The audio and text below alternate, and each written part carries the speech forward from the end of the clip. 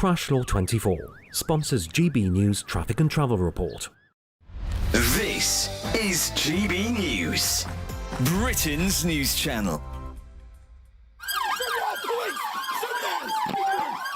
Dramatic scenes in a North London street as police move in to arrest members of an organised crime gang.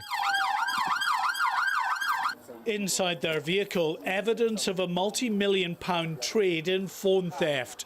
A large number of stolen smartphones are discovered, all wrapped in tinfoil to block any phone signal and prevent their owners tracing them.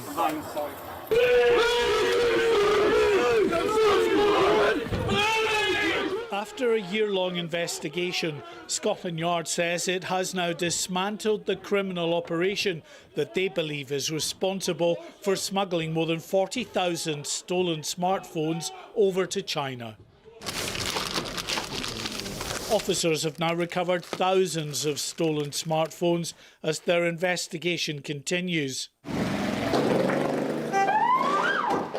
Many of the handsets stolen in street robberies end up in shops like this. Officers recovered multiple stolen phones and arrested 2 men on suspicion of money laundering after finding £40,000 in cash. So my warning to people that are involved in this criminal enterprise, whether it be shop workers, the shopkeepers, or even the faceless enterprise businessmen who own multiple different venues, is that you may have felt like you were acting with impunity and that we weren't coming after you and we couldn't come after you, and that actually the crime pays. So if eventually we do come, then that's just a business loss. Is that we are coming after you.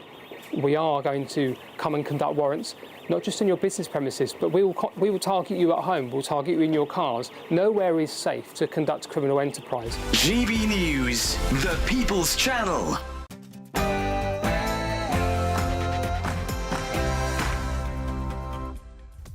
Good morning. It is 9:30 on Wednesday, the 29th of October, live across the UK, Britain's Newsroom with Andrew Pearce and Miriam Capes. Well, our main news today, 8,000 illegal workers have been arrested in a year as the government cracks down on rogue employers who could face jail for 5 years. Well, there has been a significant increase in these immigration enforcement arrests, but it's a drop in the ocean compared to the at least 1.5 million people working in the illegal economy.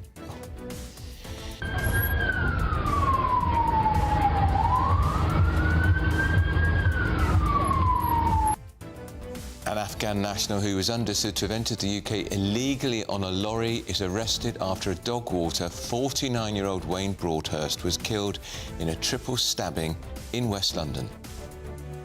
And breaking news this morning, the Epping sex offender Hadush Kabatu has been deported to Ethiopia with no right to return. Disaster zone. Hurricane Melissa batters Jamaica overnight as the storm now enters Cuba this morning with winds of up to 120 miles an hour. And Reform UK are promising a benefits crackdown. Yes, Zia Yusuf is going to set out his plan of how he'd save £9 billion a year on Britain's welfare bill. Big Brother Britain. The Chief Secretary to the Prime Minister, Darren Jones, the man in charge of rolling out digital ID, says he will shut down the legacy state and build a new one, whatever that. If we get this digital ID system working and the public being with us, that will be the bedrock of the modern state.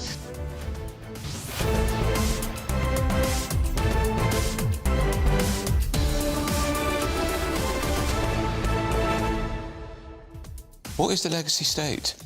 It means all the existing machinery of government, maybe, which isn't working too well, to be fair. What, he's going to close it all down? I know, and digitise it. I mean, this sounds good on paper, and yesterday we had the figures for productivity that showed that private sector productivity is up 45% since the 1990s.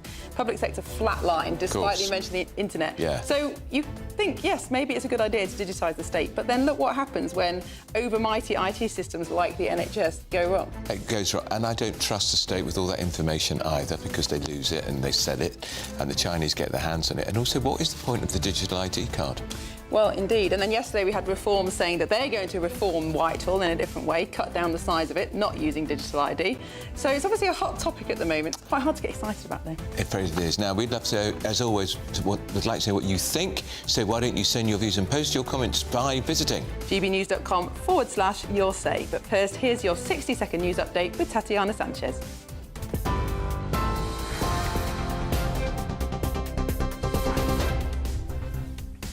Thank you. The headlines. The dog walker who died in a triple stabbing on Monday in West London has been named locally.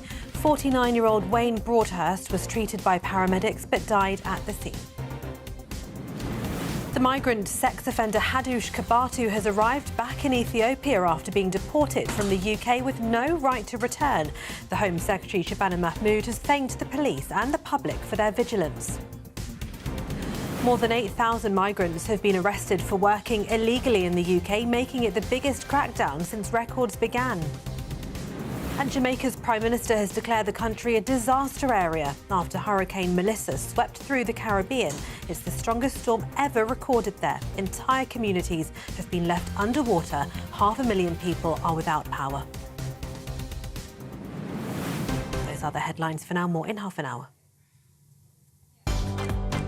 Tune into GB News Radio wherever you are, online, on DAB digital radio, on TuneIn, on Radio Player and on your smart speaker. Just say, play GB News.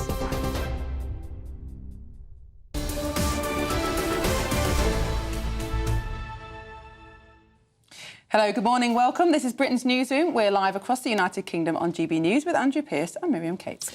Well, interesting news. More than 8,000 migrants have apparently been arrested for working illegally in the UK, making this the biggest crackdown, says the government, since records began. Immigration enforcement carried out more than 11,000 raids since October last year, with over 1,000 foreign nationals being deported. And the government plans employers who fail to carry out proper checks on their staff could face up to 5 years in jail or fines of £60,000 for each illegal worker they've employed. How many have been fined? How many have been jailed? Let's talk to our Home Security Editor, Mark White, who joins us. Mark, they obviously are making a bigger effort and they are arresting more people. Yes, there's no doubt that the activity is up and up very significantly. Illegal enforcement raids are up some 63%.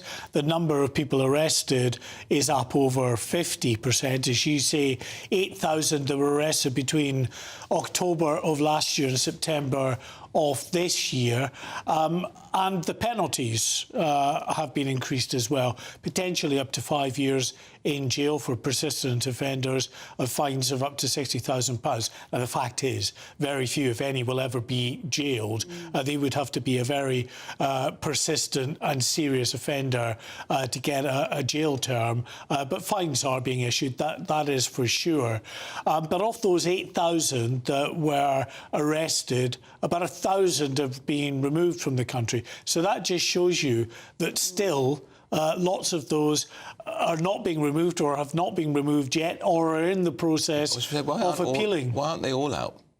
Well, because what happens is that someone maybe arrives here as a student, they have no intention of studying, they want to work in the illegal economy, they get a job, they get caught, and then the first thing that many of them do is claim asylum. And the human rights laws claim that somehow going back to their home country would be a danger to their health. So that's what they do. They clog up the system. Some of them do get granted asylum. So it's still difficult to remove those, even though they are clamping down on a lot of the illegal working. But this should have a deterrent effect, shouldn't it? If employers who are employing people illegally know that there's an increasing chance of being caught, of being raided, you would think it would make them make more of those checks. And we've heard particularly about the kind of gig economy, Deliveroo, Just Eat, and how those employers are promising to make more checks, perhaps move away from the self-employed model that allows people to escape without the right documents. So this is good news, isn't it, even if it's a small start? Well, listen. If you're a scrupulous employer, you're going to carry out the checks. If you're unscrupulous, you're not, and you're probably going to take the risk because estimates put the number of people working in the illegal economy here at about 1.5 million. So way up 8,000 arrests against 1.5 million. That tells you the chances of actually being caught are still very slim. And so people will take that chance. Cash in hand, save money, having to pay to the Exchequer. How big are the fines? Is it still financially advantageous for the unscrupulous employer to take on illegal staff, pay them cash in hand, no in national insurance, tax and all the rest of it? Because the fine they may get, perhaps they're still quids in. Yeah, and it will depend on the size of the business and the ability to pay. It ranges probably from a few hundred to a few £1,000s. It can be up to £60,000, but that would be, I would suggest, under, in very rare circumstances. So yes, for some people, it might be a disincentive. What is going on here. I think more profound is what Miriam mentioned there about the changes that the likes of the delivery companies are making, because that's been a big area of exploitation where people have managed to get their contract and then just sort of subcontract that off to people who clearly no right to be here. So that is being, we're told, clamped down to a degree. That will probably have a bigger effect than a lot of the enforcement work. Shall we move on now to this stabbing that happened, I think, 2 days ago in Uxbridge, a triple stabbing. Sadly, one man, 49-year-old man, has died, 2 other injured. We understand that he is an Afghan national who came over on a lorry illegally some years ago. What more do we know about this case? Yeah, well, although the horrific event happened at 5 o'clock on Monday night, it was really only into Tuesday that we started to get details, the confirmation that we got that he was an Afghan national, and the Home Office very quick to tell us that actually, I should say you're looking there at pictures just a second ago of Wayne Broadhurst, who has been named locally as the 49-year-old man who was stabbed, just in case people thought we were talking about the 22-year-old Afghan national. So that was Wayne Broadhurst, someone very well respected in that local community who has clearly the events that unfolded on Monday traumatised that community. When I was there yesterday, people turning up to put flowers down and just kind of make their voices heard. But yes, so the Home Office, in terms of this Afghan national, very quick to tell us yesterday he didn't come across on a small boat. Only then later in the day to admit that actually he still had entered the country illegally, but in the back of a lorry in 2020, and then was granted asylum 2 years later. He wasn't staying in government accommodation. We understand that he was lodging with a family on that street in Uxbridge. There was some kind of argument that spilled out into a violent argument with a 45-year-old man, a 14-year-old boy, we're told, being chased into the street and stabbed. And Wayne Broadhurst was just out walking his dog and tried to intervene to help those out and got stabbed. On migrants, the sex offender Hadoush Kabatu has been deported to Ethiopia. He's the one who triggered all the unrest in Epping, the sex offender. So at least they've got rid of him. For how long? Well, yeah, you're quite right. He could potentially try and come back at some point in the future. The government said if he does, he'd be immediately returned to Ethiopia again. But they will be glad to get shot of him because clearly this was a guy, at the moment, clearly the very most notorious sex offender in the country because of what happened outside the Bell Hotel, the protests that were sparked in Epping, but also all around the country because of the concerns about criminality linked to these asylum seeker hotels. And to be released, of all the people to be released by mistake, for it to be him, that was just a complete disaster for the government. So they will be glad to have got shot of him. But I asked the Immigration Minister a little earlier, what about our hokey-cokey man, the Iranian national, who was part of this high-profile returns deal to France? No sooner was he in France, he came back in a small boat. has he been removed? The Minister said, no, not yet, but these things take time. Well, why do they take time? That was 11 days ago that he arrived back, having been deported in the first place. So clearly the sort of obstacles legally you would have thought had been... And there's a suggestion, Mark, as well, that others who've been sent back under the one in, one out have absconded from their accommodation in France. So are they on their way back? Well, which would just turn the whole thing into a bigger farce.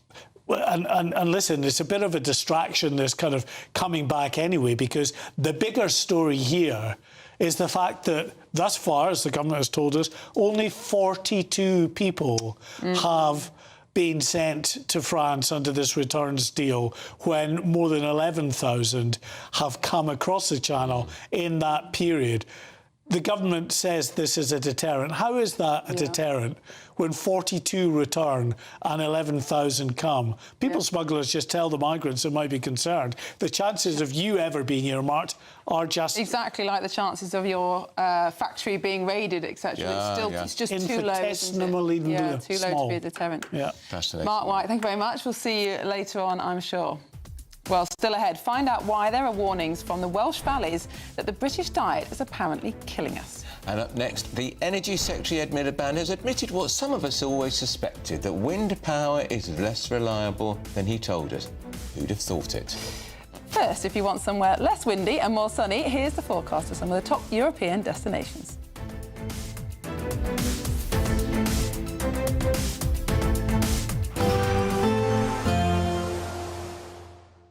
Can't wait to get in that sea. Lovely and warm. Just like the feeling of having great travel insurance. All Clear Travel Insurance sponsors GBNews Travel Destinations Forecast.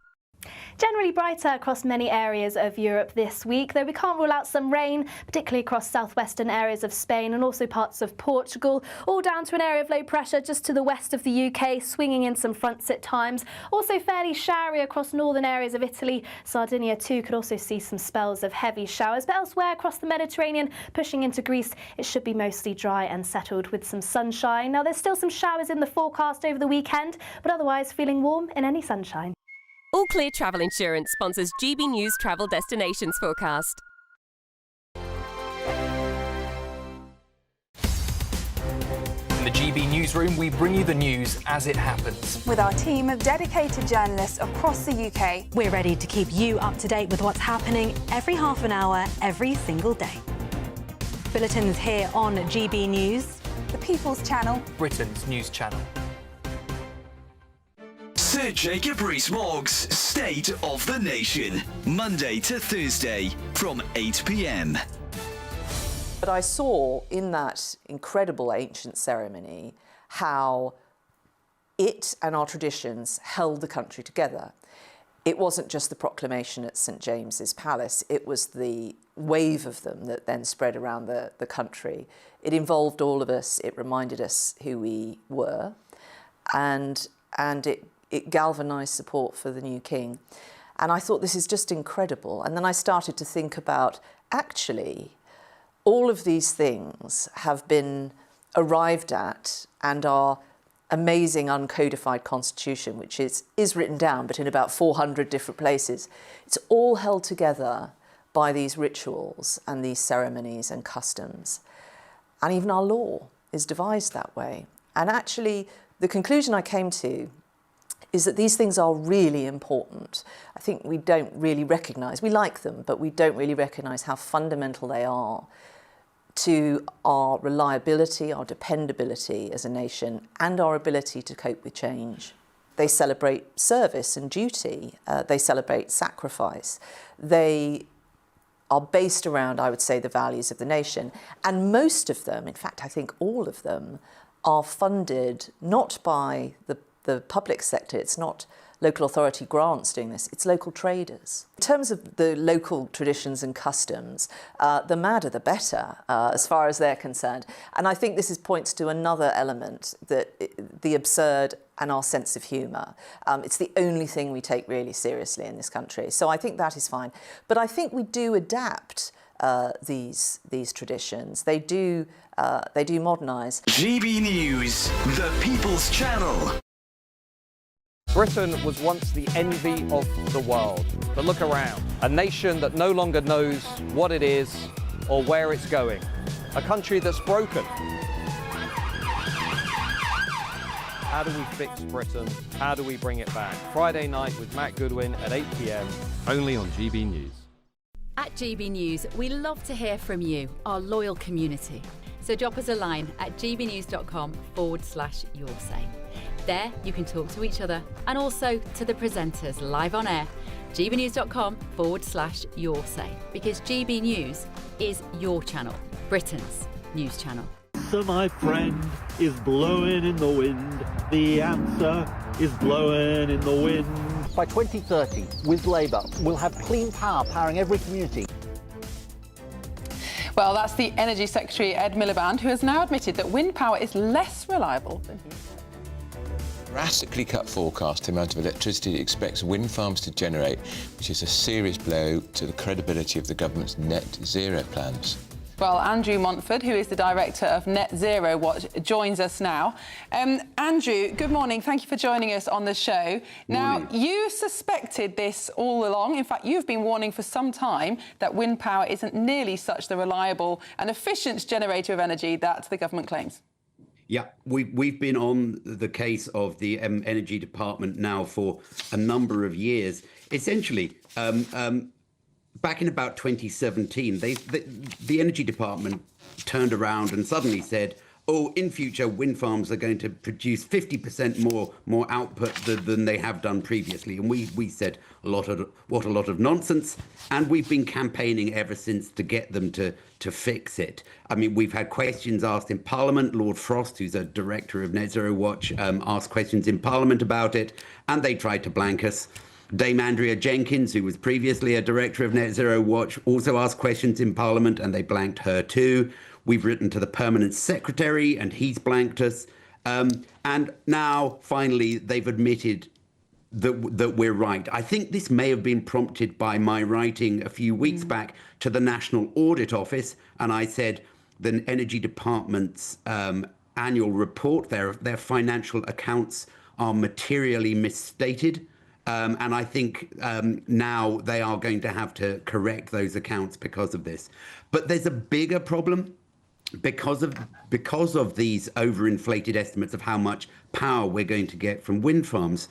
All the official estimates of how much net zero is going to cost the UK are grossly understated. It's going to cost hundreds of billions of pounds more than we've been told. So this is an absolute disaster for the net zero agenda, and really it should be the final nail in its coffin. We have to admit it is a financial disaster, it's a financial impossibility, and we need to change direction. So I mean, a financial disaster, it's a disaster for net zero, it's a disaster for everybody listening and watching, Andrew, because it's going to mean their energy bills are going to soar even higher. But what can this government do? Can they go back to the North Sea, for instance, and explore more, release more gas and oil? The answer isn't in the North Sea, really, because oil and gas are traded commodities. So right. If we got more oil and gas here, the benefits would be traded away to Europe. But we can do something about the electricity system. Now, the Conservatives and Reform are talking about maybe cutting the subsidies to wind farms. That will certainly help. But the reality of getting our electricity bills down is that we have to shut wind farms. There is absolutely no way of avoiding this. We've built far too much cost into the system. The only way to get back again is to take costs out of the system. And the only way to do that is to close down wind farms. Because one of the strange phenomena about wind farms is that we actually have to pay to switch them off when the wind is too strong. And I think your own estimates on your website say that around 3/4 of the increase that we've seen in domestic energy prices over the last few years is down to these net zero costs, whether it's taxes or policy choices. Why is wind so expensive? People will think it ought to be free. Once you've got the windmill in the air, surely it's free to generate that electricity. Yeah, well, of course, if you think about it, all natural resources are free. I mean, the oil and gas is just there lying under the ground, waiting for somebody to sort of collect it and distribute it to customers. But of course, it's the collecting it and distributing it to customers that costs so much money. And of course, because the wind is very diffuse, you need a huge amount of equipment to collect it, whereas oil and gas, it's very dense and all collected in one place, so you actually only need a single well to extract it. That's the basic reason why wind is so expensive, but also because it's intermittent. So it doesn't always get delivered. So you also have to have a backup system, which means gas-fired power stations, which sit there for quite a lot of the time doing nothing. But you absolutely cannot switch, make them go away. They have to be there just in case the wind doesn't blow. So essentially, we have two electricity generation systems. We have an unreliable one, which is the wind and solar, and we have a reliable one, which is the gas. And the question people need to ask is, why don't we just have the reliable one? And Andrew, on wind, it's been staring the government in the face for a long time. The wind power, the wind strength has been falling in the last decade. Yeah. It's very interesting. It's actually much longer than that. The Met Office puts out an annual report on the state of the UK's climate, and you can see in that wind speeds have been falling for something like 4 decades. Right.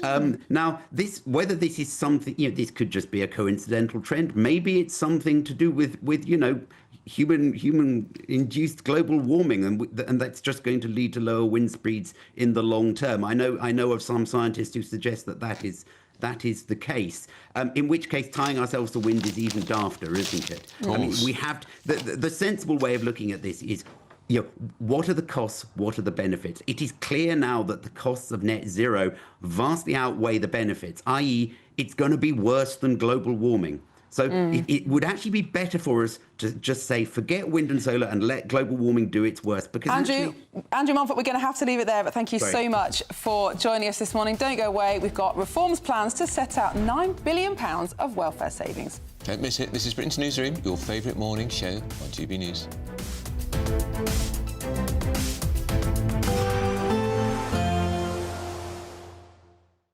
Expect warm spells with the odd rude interruption. Box Boilers sponsors the weather on GB News. Hello there, good morning. Welcome to your GB News weather update from the Met Office. We will see some spells of rain today, particularly across parts of the southeast, a mix of sunshine and showers elsewhere. And where we see persistent outbreaks of rain, it is going to be feeling on the chilly side. So plenty of rain across parts of the south and southeast. This could be heavy at times for Sussex and Kent. Also a fair few showers, these possibly merging into longer spells of rain at times across the northwest. This too could be heavy, possibly bringing some hail and thunder, though this should be mostly isolated. Northern areas of Wales, northern and central parts of England, it should be mostly dry and bright by the afternoon.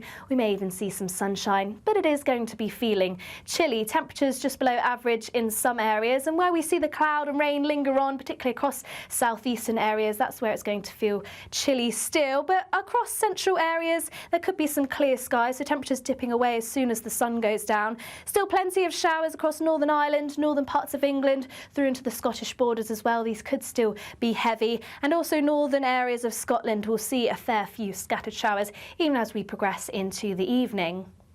Now for its time, some showers will linger on, so we'll see some patchy cloud at times, but as we progress slowly in towards dawn, there'll be plenty of dry, clear skies. So temperatures once away are going to dip away fairly quickly. It could possibly be the coldest night of the year so far. So some patchy frost, maybe even some mist and fog by the morning. Many towns and cities in the mid to low single figures.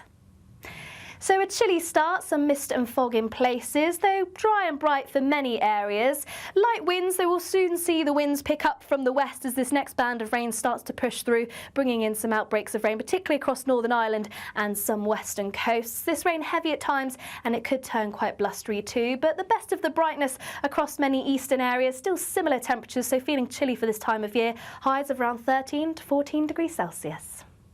Expect warm spells with the odd rude interruption. Box Boilers sponsors the weather on GB News.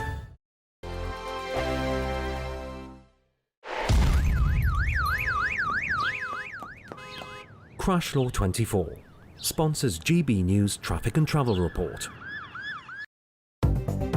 Good morning. This is the latest AI travel news from GBNews.com. The A8 is closed between Kingston and Comet roundabouts due to a traffic incident. Motorists should follow diversion routes and allow extra time. Wakefield's A1 southbound faces delays from a collision with one lane shut. Suffolk's A14 eastbound between junctions 35 and 37 has delays from a collision, closing 2 lanes. M48 has a 7.5-tonne restriction for heavy goods vehicles until further notice.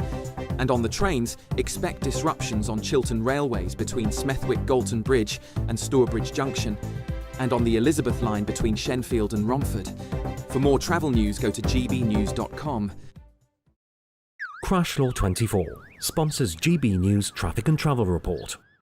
It's the final week to see how you can become our biggest winner this year. First, you could be driving away with this brand new Benamar Primera motorhome. This luxury vehicle comfortably sleeps 4, has its own fitted kitchen and bathroom areas, and comes complete with fitted awning and bicycle rack. And that's not all, as we'll also give you a whopping £30,000 in tax-free cash to spend however you like. For another chance to win, text WIN to 63225. One entry costs £2.50 plus one standard network rate message, or text BONUS to 63225. 5 entries cost £5 plus one standard network rate message. Go to gbnews.com/win. Entries start at £2.50. Call 0903 686 3232. Calls cost £2.50 plus your network access charge. Or post your name and number to GB16 PO Box 8690 Derby DE1 9TT. UK only. Entrance must be 18 or over. Lines close at 4 p.m. on the 31st of October. Please check the closing time if listening or watching on demand. Hi, I'm Michelle Dewberry, and my show is your opportunity to cut through all the noise and dive in headfirst to some robust debates. Ideas clash. Situation, No, Because the failure is... You're deliberately avoiding my point. Nothing's held back. And if you think this is the end of it, wait for more. And we do not shy away from the difficult stuff. Sometimes I want to shake people and say, if only you understood. So join me on Jubes & Co. weeknights at 6 p.m, only on GB News, Britain's news channel. Mornings don't have to be tiresome, especially if you have the right company. Wake up to news as it happens, opinion and debate, and of course, a little bit of entertainment too. Because when the kettle's on, we're on. That's Breakfast on GB News, a show worth waking up for. Every morning from 6 a.m. Only on the People's Channel, Britain's news channel. We'll spread the news, you spread the word.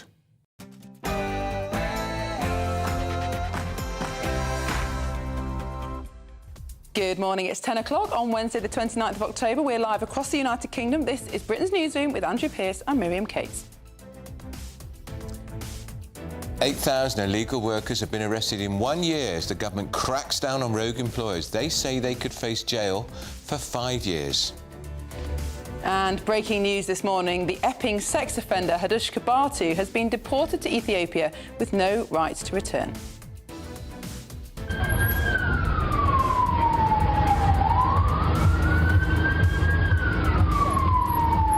Illegally on a lorry is arrested after a dog walker, 49-year-old Wayne Broadhurst, was killed in a triple stabbing in West London. And any moment now, Reform UK will set out their plan of how they'd save £9 billion a year on Britain's welfare bill. Disaster zone Hurricane Melissa has battered Jamaica overnight. The storm has now hit Cuba this morning with winds of up to 120 miles an hour. And Big Brother Britain. The Chief Secretary to the Prime Minister, Darren Jones, the man in charge of rolling out digital ID, says he will shut down the legacy state and build a new one.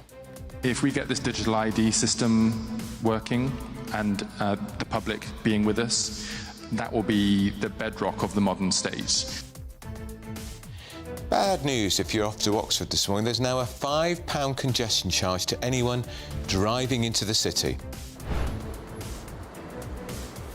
Yeah, if you fail to pay it, you pay £70 fine in what is the first congestion launched in more than 20 years.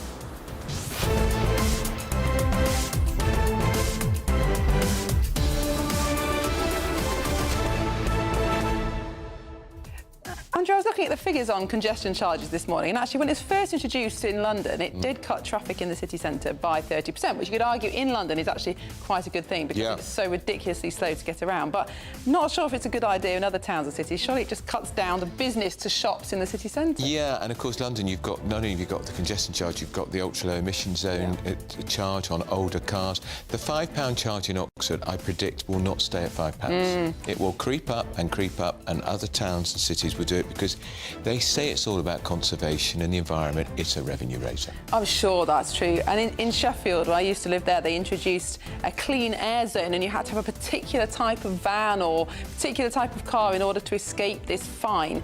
But there was no evidence it made any difference at all. And actually, the problem was caused by the train station, which was in a valley, and all the diesel trains just idling. Well, I don't think you can charge them, can you? No.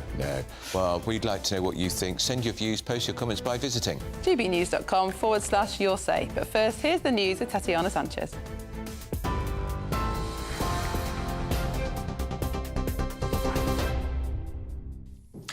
The dog walker who died in a triple stabbing on Monday in West London has been named locally. 49-year-old Wayne Broadhurst was treated by paramedics but died at the scene. A 45-year-old man was hospitalised with life-changing injuries, and a 14-year-old boy sustained non-life-threatening injuries. A 22-year-old Afghan national was tasered and arrested on suspicion of murder and attempted murder in Uxbridge on Monday. The Home Office confirmed the arrested man entered the UK in a lorry in November of 2020, was granted asylum and leave to remain in 2022, and does not live in Home Office accommodation. The migrant sex offender Hadush Gabatu has arrived back in Ethiopia after being deported from the UK with no right to return. The Home Secretary Shabana Mahmood has thanked the police and the public for their vigilance. Gabatu was found and arrested by the Metropolitan Police in the Finsbury Park area of North London around 8:30 a.m. on Sunday following a manhunt. Last month, he was found guilty of sexually assaulting a schoolgirl and a woman in Epping in Essex just over a week after arriving in the UK on a small boat. Shadow Justice Minister Kieran Mullen spoke to GB News.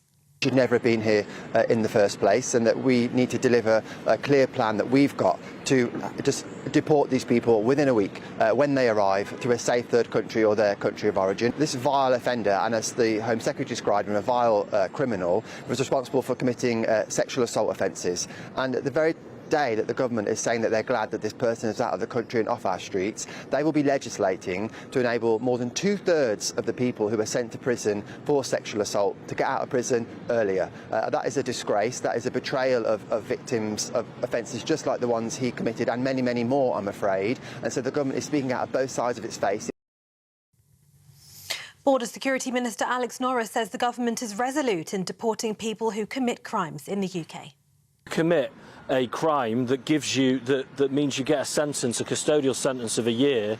Once you've served 30% of it, you should be being removed, and that's what would have happened in this case, come what may. You are right, though, Eamon. You know, we get battled every inch of the way. We've significantly increased the number of people we've removed from this country with no right to be here, over 35,000 now. But it's not enough. We want to go further. We get pushed every which way in the courts. I think we need to be stronger in the courts. That's a commitment that we've made. But we also need to make sure that there aren't loopholes in the law, such as the one that we're consulting on our closure of with regards to right to work checks. There are gaps yet. We're not where we want to be. That's why we're pushing as hard as we are. Elsewhere, more than 8,000 migrants have been arrested for working illegally in the UK, making it the biggest crackdown since records began. This comes after immigration enforcement carried out more than 11,000 raids since October last year, with over 1,000 foreign nationals being deported. Shabana Mahmood says the Home Office has failed to meet the challenge of crisis it's faced over several years and is not yet fit for purpose. The Home Secretary also says illegal working creates an incentive for people attempting to arrive in this country illegally, and that she will do whatever it takes to secure Britain's borders. Hurricane Melissa has hit Cuba now with 120-mile-an-hour winds after crossing Jamaica as the strongest storm to hit the country in modern history. Jamaica's Prime Minister has declared the country a disaster area. Entire communities have been left underwater. 500,000 people are without power. Officials in Kingston warned those in the surrounding area to watch out for crocodiles that may be displaced from their natural habitat by flooding. Wind speed wind speeds reached more than 185 miles per hour when they hit Jamaica's coast, but they remain high at 130 miles an hour. Thousands of British tourists remain stranded in Jamaica after the storm wreaked havoc on the Caribbean island. Mass evacuations are now taking place in Cuba. Rachel Reeves says she's determined to defy forecasts that suggest she'll face a multi-billion-pound black hole in the next month's budget, but has indicated there are some tough choices on the way. Writing in The Guardian, the Chancellor argued the foundations of Britain's economy remain strong and rejected claims the country is in a permanent state of decline. Reports have suggested the Office for Budget Responsibility is expected to downgrade its productivity growth forecast by about 0.3 percentage points.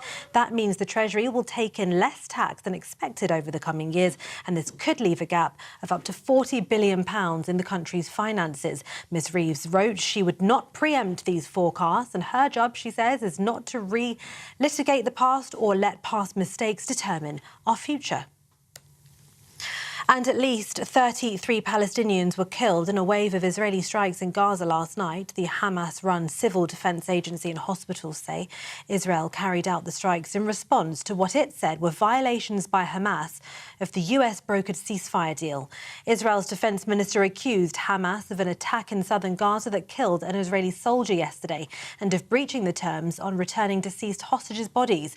Hamas claimed it had no connection to the attack and insisted it was committed to the ceasefire deal. US President Donald Trump maintained nothing would jeopardise the ceasefire, but added that Israel should hit back when its soldiers were targeted. Those are the latest headlines. For now, more from me in half an hour.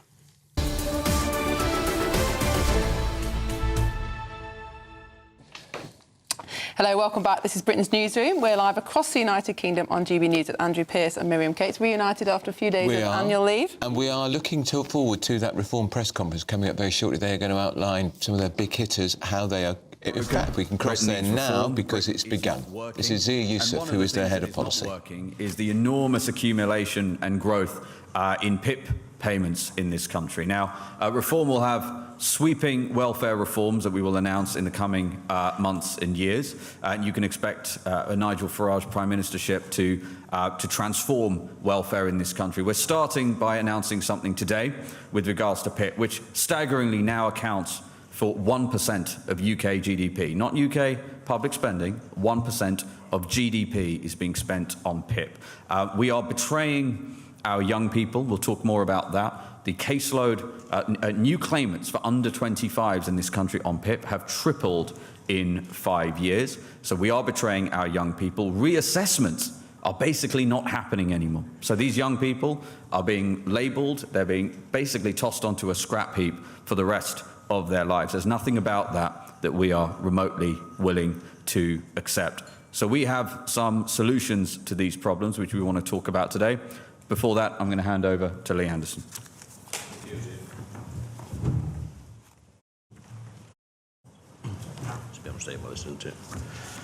Thank you. And personal independent payments, they are now the largest component of disability benefits in the UK, and that's 25.7 billion spent just on PIP alone over the last year. And this is projected to rise to 33.5 billion by 2028. The figures are truly staggering. And a lot of this is actually being driven by the increasing number of claims for mental illness. And Reform UK, under the leadership of Nigel Farage, will tackle this head on. And many of you will have heard about the alarm clock generation from people like Nigel, myself and Zia and Richard. Well, I'm part of that generation, a generation of people who actually got up in the morning listening to their parents' alarm clocks go off. It was the same for me. I used to listen to my dad's alarm clock go off in the morning at 5 o'clock, and then he went to do a shift at the local pit. And for me, this was the best education a young man could get. It taught me that if you want to live a good life in a great country, then you must do your bit. You must get up in the morning and go to work for your family, for your community, and for your country. And it also taught me that hard work pays. It can provide you with the good things in life. It can also lead to a longer and healthier life, and more importantly, make you feel like you've got a stake in society. I think we all want that. We all want to feel good about ourselves and do our bit for our country. But now we're in a situation where the alarm clock isn't heard as often as it should be, and the alarm clock generation is now being replaced by an anxiety generation. A generation of young people that can forget about getting up in the morning and going to work and instead stay at home all day, courtesy of the taxpayer-funded employment support allowance and personal independent payments. And the people bearing the brunt of this cost are the very same people who still use an alarm clock and get up for work in the morning, and it's not fair. Over 1.4 million people in this country claim PIP for some sort of psychiatric disorder in the UK. A third of those are for mixed anxiety disorders, depressive disorders, and anxiety disorders. And the symptoms of these disorders can include persistent worrying, sadness, irritability, difficulty concentrating, and changes in sleep or appetite. Now, who in this room hasn't suffered from any of the above symptoms? Persistent sadness. Tell me about it. I've had persistent sadness since July last year with this awful Labour government, and over the next 4 years there'll be many more people having persistent sadness and wanting to put a claim in for PIP, but we're going to meet that head on. And we must ask ourselves if the above symptoms justify condemning someone to a life on benefits, because we know that the longer you are on benefits, then the less likely you are to get a job, and you will remain dependent on the state, because we also know that 85% of people on PIP do not work. Remember, if you're in a workless household and on PIP for anxiety, there are also other benefits that household is entitled to, and therefore other costs we must take into consideration, such as universal credit, which covers housing costs, council tax support, and not to mention employment support allowance. And we have the ludicrous situation where we could have two people on PIP in a household, both claiming carers allowance for each other. It's absolute nonsense. As I said earlier, fewer than 1 in 6 people on PIP are in work. It's actually a de facto out-of-work benefit. For many people in this country, PIP is a necessary lifeline to be able to live a dignified life. But for some, sadly, it's an excuse not to go to work. 2 in 3 people on universal credit also claim PIP. Around 1 million are claiming PIP, universal credit, health and housing benefit. If you had the PIP, the universal credit, and the standard, if you had the PIP, universal housing and universal credit, health plus the standard allowance, you can take home up to £2,500 a year, more than someone on national minimum wage after tax and national insurance. That is simply not fair. The cost to the taxpayer runs into the billions and creates a culture within the household that it's okay not to go to work. It's okay to live off the state, and it's okay not to have an alarm clock. Well, it's not okay, and it's not fair. And it's not fair on those people who get up in the morning and go to work and put a shift in. If you're well enough to go to work, then claiming benefits should not be an option. We should all do our bit in this country to ensure that we pay into a system that helps people who are genuinely ill and disabled, rather than throw people on the scrap heap who could and should work. I believe that work is good for your mental health. It gives you a purpose, it provides a wage, it makes you feel part of a team, and it can give you confidence and a sense of pride, and help you to become a role model for your family and your community. And it can also give you friends for life. No tablet, no medication and no therapy can provide any of that. Therefore, a Reform UK government would fully remove those with anxiety disorders, but not serious psychiatric disorders, from PIP eligibility. This would save the Exchequer £3.2 billion per annum based on last year's figures. And we will also ensure that every single assessment is done face to face. Now, some of these figures that we present today, I believe, are quite conservative, because we have to look at the other income-based benefits as we help people go back to work. Some for the first time, by the way. We have 1 million people now out of work, young people, how to work in this country, and much of that is being driven by mental health problems. And we cannot and must not allow our young people to be labelled as disabled because they may have the odd bout of anxiety. It's not fair on the taxpayer, and it's not fair on our young people. We are literally throwing them on the scrap heap, and we are forgetting about them. No responsible society would ever do that to its young people. Reform UK are committed to supporting the most vulnerable members of our society, but in order to do so, the able-bodied must put a shift in, go to work and pay their taxes to achieve this. And just think how much money this would actually save the NHS. It would unclog our doctors' surgeries, our GP surgeries. It would save literally billions. We want to live in a fair society which helps keep people in the workplace even when they're going through a difficult time. But at the same time, we must support our weak, our vulnerable and our elderly. That's what civilised societies do, and that's what Reform UK will do. Thank you.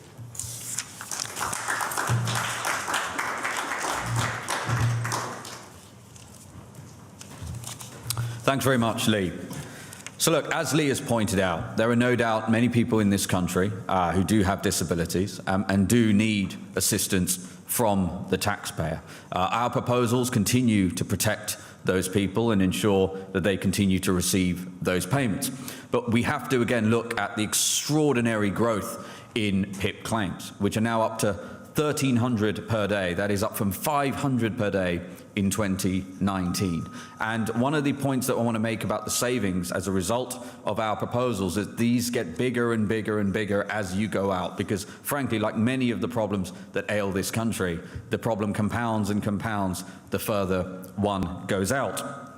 We know we need to get more people back to work, and so what our proposals are here at Reform are to simultaneously fix the incentives to not work and fix the incentives to get people to work. As Lee pointed out, it is staggering that a household on PIP, Universal Credit Health, Universal Credit Housing and the Standard Allowance get to take home £2,500 more each year than somebody working full-time on the minimum wage. I mean, talk about making work pay. The successive Tory governments and now Labour have made not working literally pay far more than working. And the number of houses, the number of people who are on in such a situation, according to analysis from the Centre for Social Justice, is around about 1 million. Around about 1 million. So this is not a small problem. It's already a big problem, and it is getting bigger. So what are our solutions to this? Well, the first thing, as Lee has talked about, a real focus here are young people in this country, defined as those who are under 25. Another staggering statistic that people in this country should know and understand is that if we're to look at payrolls in this country, if you look at under 25s on payrolls, over the last 5 years, non-EU under 25s has gone up 315%. In that same time, UK citizens under 25 on payrolls have gone down. So you're comparing 315%, and that's just non-EU foreign nationals under 25, compared to a decline for UK citizens in that category. This is a catastrophe. And to compound, let us connect that with PIP, which, as Lee said, is a de facto out-of-work benefit. Fewer than 1 in 6 people receiving PIP are in work. Well, which category, which demographic is growing the fastest in terms of PIP claims? Under 25s, where new claimants have tripled. New claimants have tripled in that same 5-year time period amongst the under 25s. These are the problems that we are trying to solve. So what are we going to do? Firstly, we're going to move everyone back to face-to-face assessments. There is very much a sense of pre-COVID and post-COVID era in all of these problems. And you can see this in the data and the charts that our press team have shared with you, some of which are quite astounding and stark.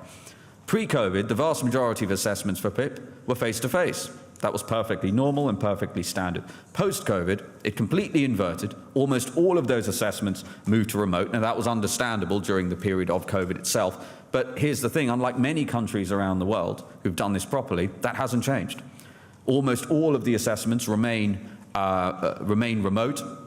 And we know from data, from government data, that the success rate of getting onto PIP is meaningfully higher. It is 57% for face-to-face, versus, it's 44% for face-to-face and 57% for remote. So we're going to move everyone back to face-to-face. That's the first thing. The second thing is we're going to end payments for non-serious anxiety disorders in terms of PIP and move those people onto a fast-track to work program, which we've budgeted £500 million to be able to do for those around 500,000 people. In doing so, we are going to give them every chance of getting back into work and doing all of the things that Lee has talked about. And while, Lee's anecdotal evidence of his childhood is very powerful and him growing up, there's also an abundance of academic research cited in the press release that we've given you from countries like Holland in particular, but other countries as well in Europe, which have shown a very clear link between reforming disability benefits,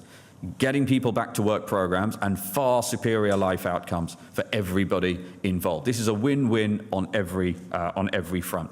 So those are the three things. We're going to move everybody back to face-to-face and end remote assessments. We're going to end non-serious anxiety disorder payments, and then simultaneously create a fast-track to work program to give those people every chance of getting back to work. How much will this save? Well, by 2029, it will save £9 billion per year, and the cumulative savings over the next 5 years, were these to be enacted now, and with a 12-month transition period baked into their calculations, is north of £30 billion. And that is before one takes into account any positive effects of people actually going back to work. If we were to assume that half of the people who are on those non-serious anxiety disorders were successfully to get back to work, that saving rises to £37 billion over the next 5 years. And again, if you were to look at it 10, 20 years, those numbers compound even more dramatically.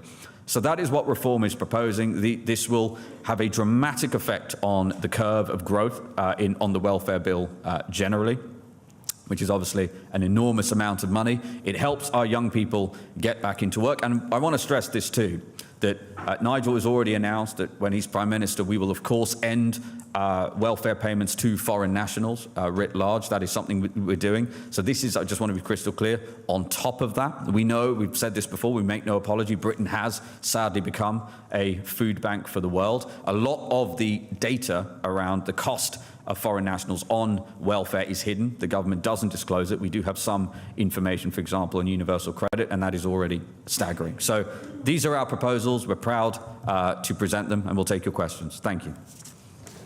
OK, well, that was Zia Youssef winding up that press conference. We're going to go straight to Carl Hansen, who is the editor-at-large at The Tribune, which is a left-of-centre publication. Carl Hansen, good morning.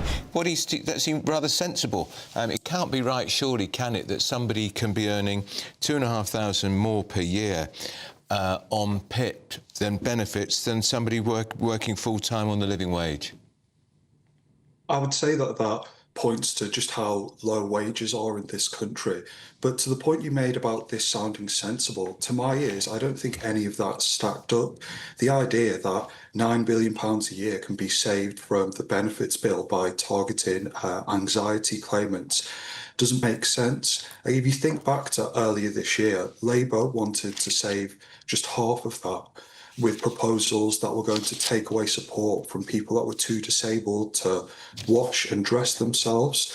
So it's fanciful that that type of money can be saved from going after sort of what's claimed are bogus anxiety claimants. But Carl, that was an entirely different proposal by the Labour Party, which was to do with physical disability benefits and freezing those payments. This is an entirely different proposal altogether. This is about reversing the rise in payments that we've seen for anxiety since the pandemic, which can almost entirely be put down to the increase in acceptance rates of those claims. There hasn't actually been much of an increase in people applying for it. It's just that far more are being accepted. There's clearly something wrong with the system.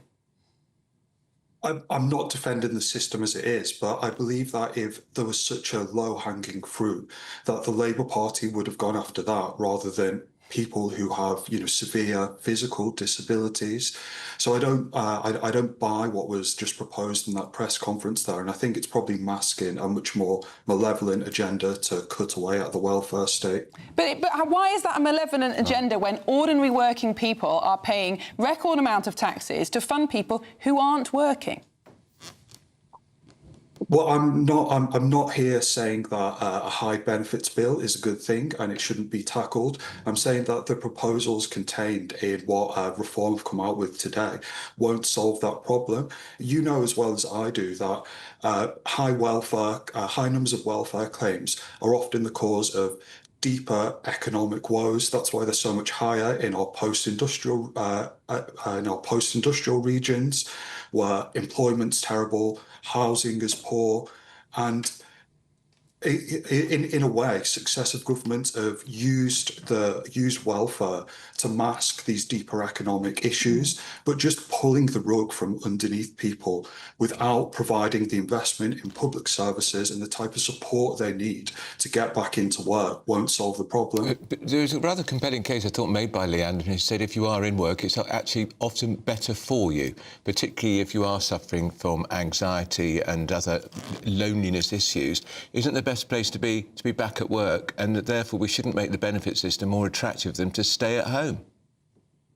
I completely agree. It is better to be at work, but I don't necessarily buy the idea that all these people that are suffering from mental health problems choosing not to work simply because that's easier.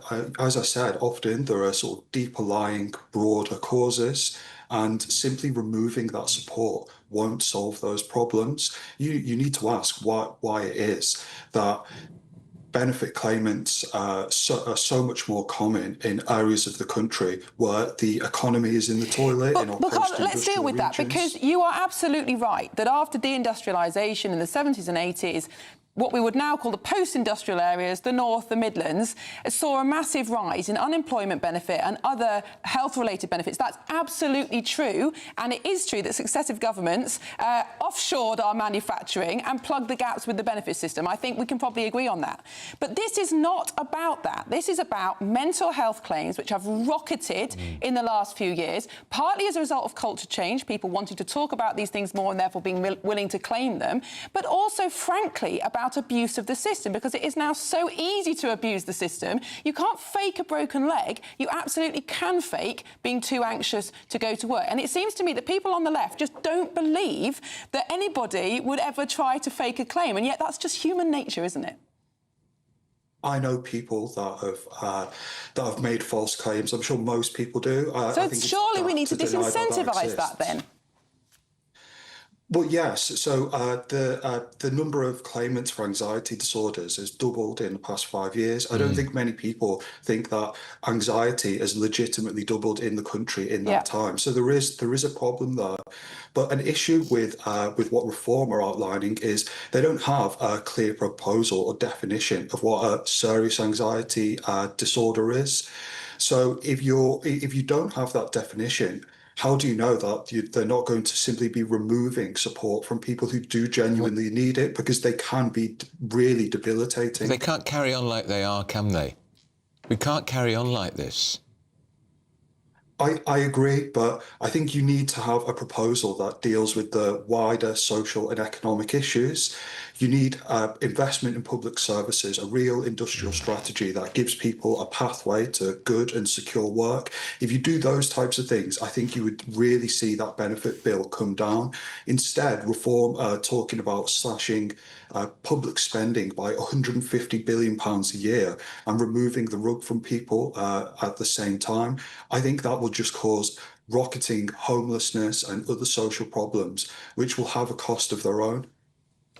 Right. Well, Carl Hansen, thank you very much for joining us this morning. He's the editor-at-large at Tribune. We are going to go to our 60-second news update now with Tatiana Sanchez.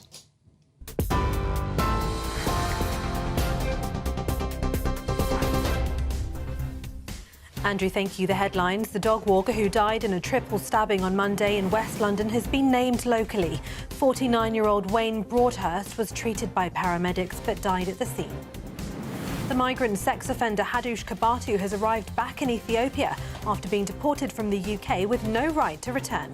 The Home Secretary Shabana Mahmood has thanked the police and the public for their vigilance. More than 8,000 migrants have been arrested for working illegally in the UK, making it the biggest crackdown since records began. And Hurricane Melissa has hit Cuba now with 120-mile-an-hour winds after crossing Jamaica as the strongest storm to hit the country in modern history. Jamaica's Prime Minister has declared the country a disaster area. Those are the latest headlines for now. More in half an hour. Take the GB News family with you on any device. As long as you have an internet connection, tune into GB News anywhere on the planet or beyond.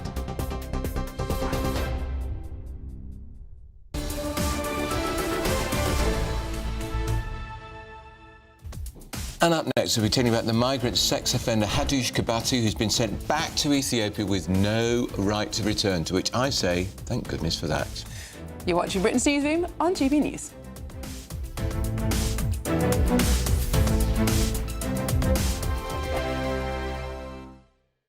Hello there, good morning. Welcome to your GB News weather update from the Met Office. We will see some spells of rain today, particularly across parts of the southeast, a mix of sunshine and showers elsewhere, and where we see persistent outbreaks of rain, it is going to be feeling on the chilly side. So plenty of rain across parts of the south and southeast. This could be heavy at times for Sussex and Kent, also a fair few showers, these possibly merging into longer spells of rain at times across the northwest. This too could be heavy, possibly bringing some hail and thunder, though this should be mostly isolated.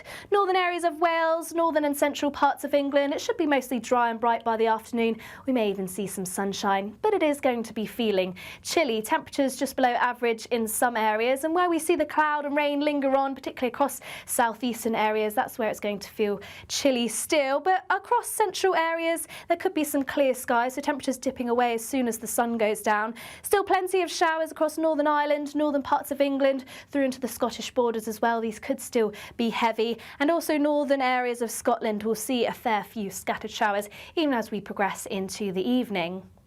Now for a time, some showers will linger on, so we'll see some patchy cloud at times, but as we progress slowly in towards dawn, there'll be plenty of dry, clear skies. So temperatures once away are going to dip away fairly quickly. It could possibly be the coldest night of the year so far. So some patchy frost, maybe even some mist and fog by the morning. Many towns and cities in the mid to low single figures. So a chilly start, some mist and fog in places, though dry and bright for many areas. Light winds, though we'll soon see the winds pick up from the west as this next band of rain starts to push through, bringing in some outbreaks of rain, particularly across Northern Ireland and some western coasts. This rain heavy at times, and it could turn quite blustery too, but the best of the brightness across many eastern areas, still similar temperatures, so feeling chilly for this time of year, highs of around 13 to 14 degrees Celsius.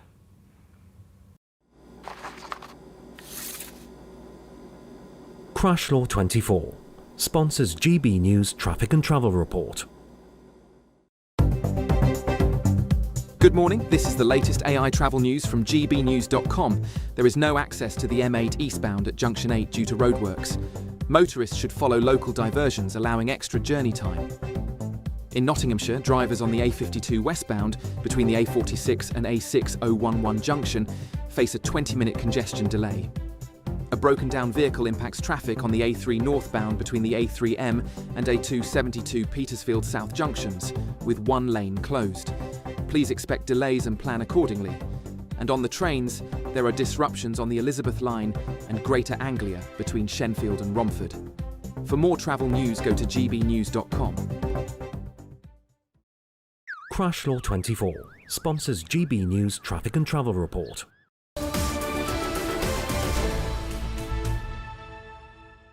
It's 25 to 11. Welcome back to Britain's Newsroom. We've got a Home Security Editor, Mark White, joins us. Busy time for you, Mark. The asylum, the man who came in on the back of a lorry, involved in the fatal stabbing of Wayne Broadhurst in West London yesterday. Tell us more.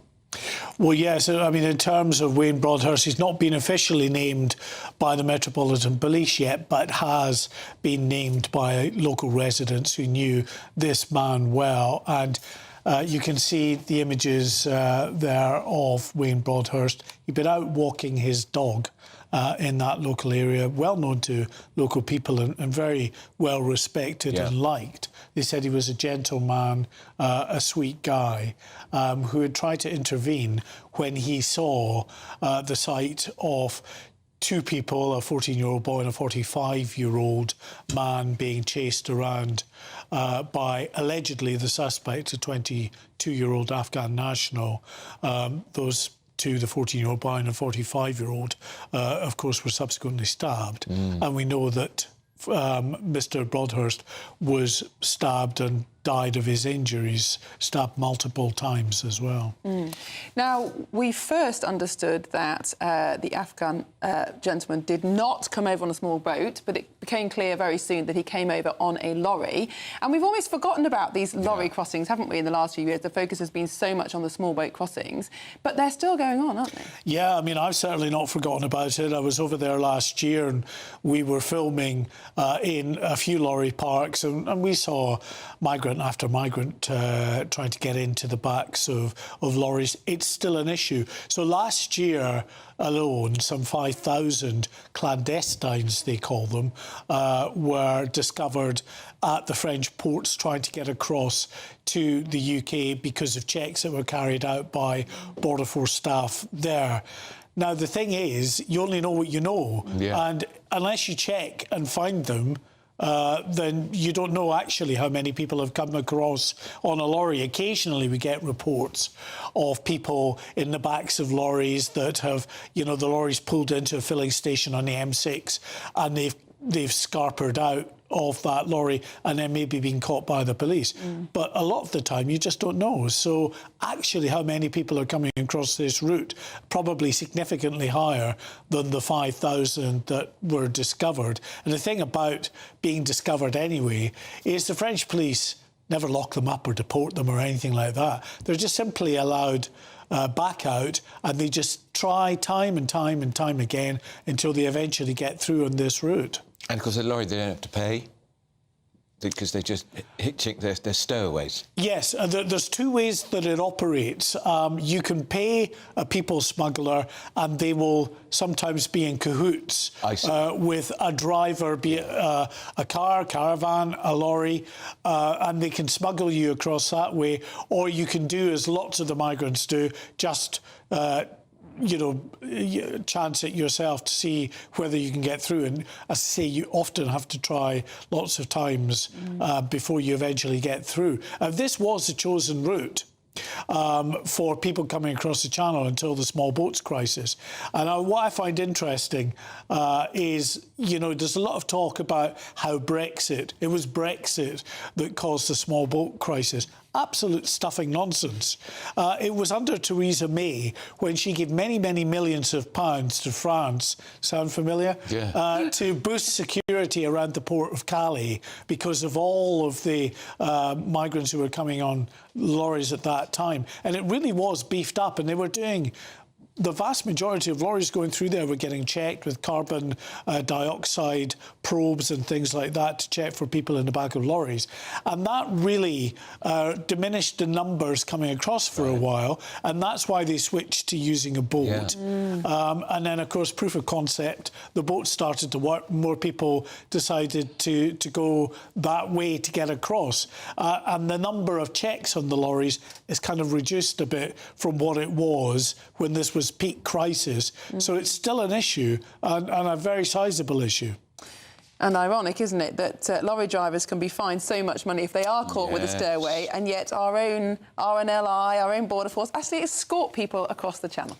Well, this is, one of the issues that absolutely infuriates so many people. The Border Force and the RNLI respond to any migrant sighting. In fact, the French escort them right through the busy ship lanes to ensure that they get safely to UK waters. Now, what they say is, well, we've got to do that because clearly they're in dangerous, unseaworthy boats, and if they enter UK waters, we've got to pick them up because it would be too dangerous to leave them. Fascinating, Mark, as always. Well, thank you very much, Mark. Well, coming up next, the Prime Minister's Chief Secretary, Darren Jones, says that Labour must shut down the legacy state in the drive for digital ID. What does all that mean? I have no idea what that means. But first, if you're looking for that elusive holiday sun, and I suspect you are, stay tuned for this.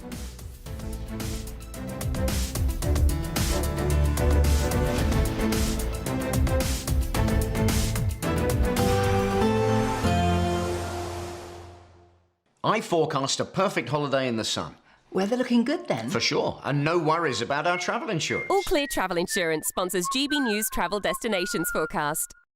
Generally brighter across many areas of Europe this week, though we can't rule out some rain, particularly across southwestern areas of Spain and also parts of Portugal, all down to an area of low pressure just to the west of the UK, swinging in some fronts at times. Also fairly showery across northern areas of Italy. Sardinia too could also see some spells of heavy showers, but elsewhere across the Mediterranean, pushing into Greece, it should be mostly dry and settled with some sunshine. Now, there's still some showers in the forecast over the weekend, but otherwise feeling warm in any sunshine. All Clear Travel Insurance sponsors GB News Travel Destinations forecast.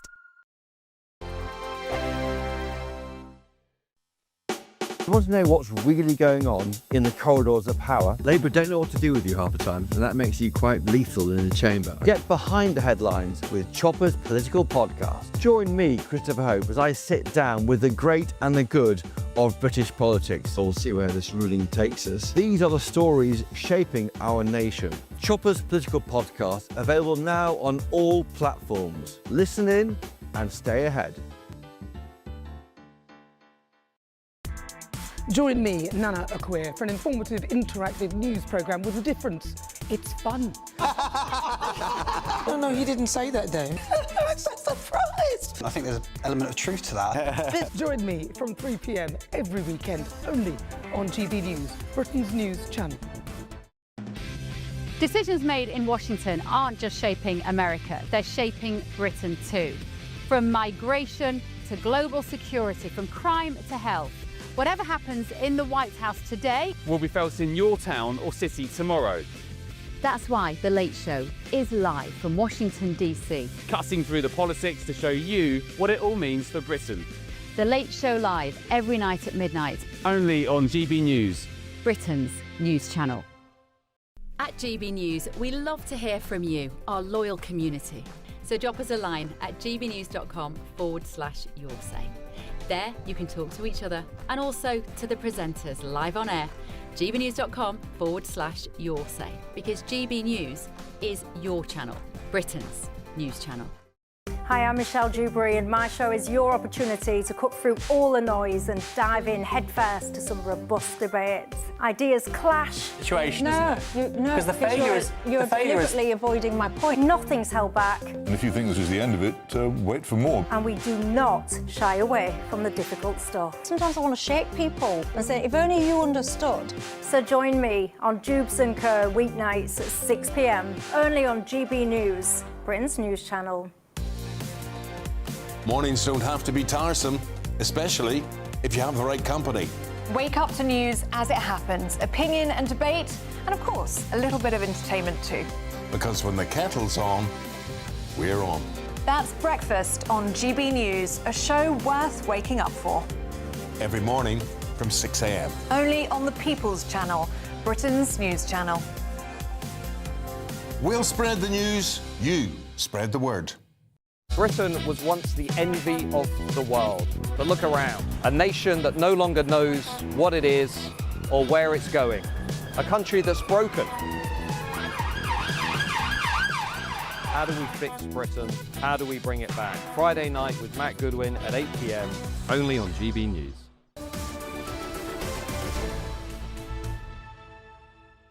Welcome back. It's 11:15. You're watching Britain's Newsroom on GB News.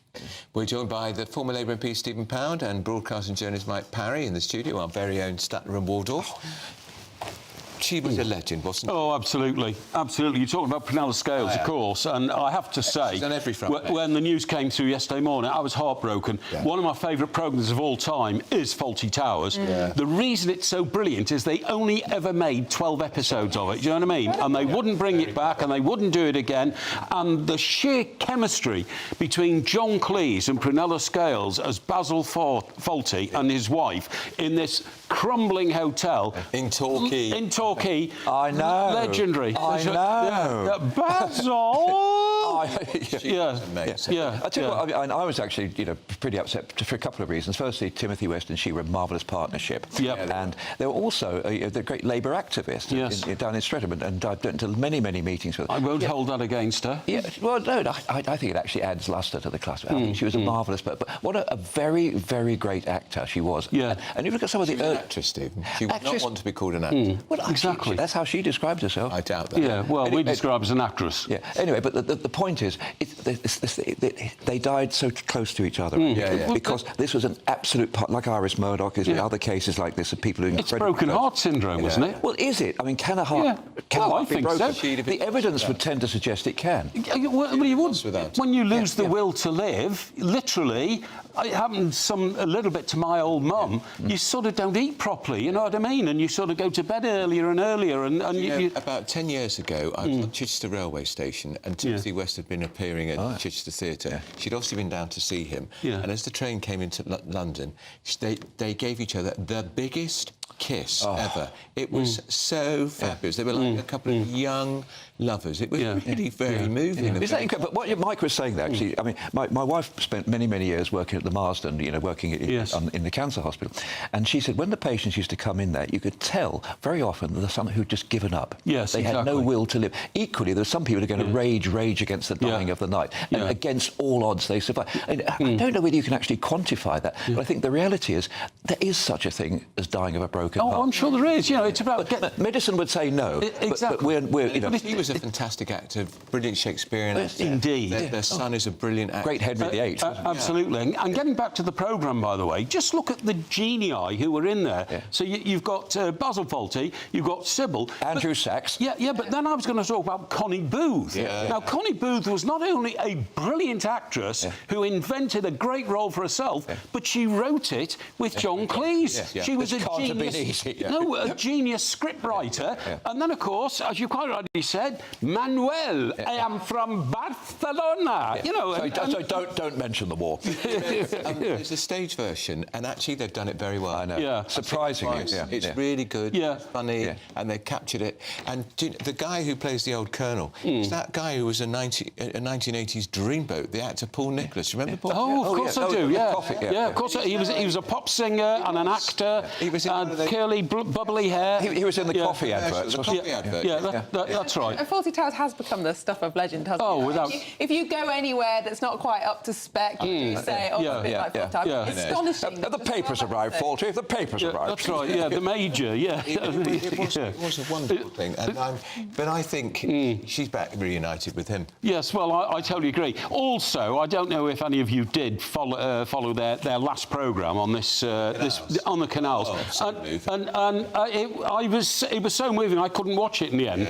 I felt so desperately sad that you were witnessing, the change. I'm not saying the deterioration, but the change in the way this woman handled herself from the days of Fawlty Towers. I found it a bit sad because of her mental decline, and he was so gentle with her. Yeah, absolutely. Yeah. Well, shall we move on to a different story? Perhaps you could explain something to us, gentlemen, because you'll be lucky. What does shutting down the legacy state? What a stupid expression! Sounds a bit sci-fi, Steve. This is your law again. This is what Darren Jones, who is the Chief Secretary to the Prime Minister. I know, and a very good jazz saxophone player and an all-round good egg. But what is the definition, Stephen, please, on the Labour side of the legacy state? What is it? I don't know what it is. It's a hangover from the past, isn't it? I don't know what it is. Please explain to me. What is it? Legacy is what you inherit, and what you inherit, it affects what you do now. So the legacy state simply means what we inherit from the past to the present. What? So they're saying now we're going to get rid of all the policies of the last Tory government, Wouldn't be a bad idea. Well, I tell you what, it's a bad idea. I tell you what, it's a bad idea. I agree, not many of them work, but they replace them with even worse policies, which should be scrubbed immediately. And what about the failure of the civil service to enforce and implement of some of the good policies that were around? Is he going to? No, of course it's going to be selective. Of course it's going to be. But I mean, it's interesting. We've had 30,000 new civil servants since we left the European Union to actually deal with the work that we used to be done in the European Union. But once again, this is all about the client state, not the legacy state, because he says here a new digital ID would make people's experience of a new state fundamentally much better, as the updated ministers on plans for the scheme. They want the client state. They want the client state to be the only rule of law in this country. They don't want anything to do with the private sector. They just want to make everybody dependent on the government. And this guy, who I think is very dangerous, considering he's on the team that's putting the budget together, right?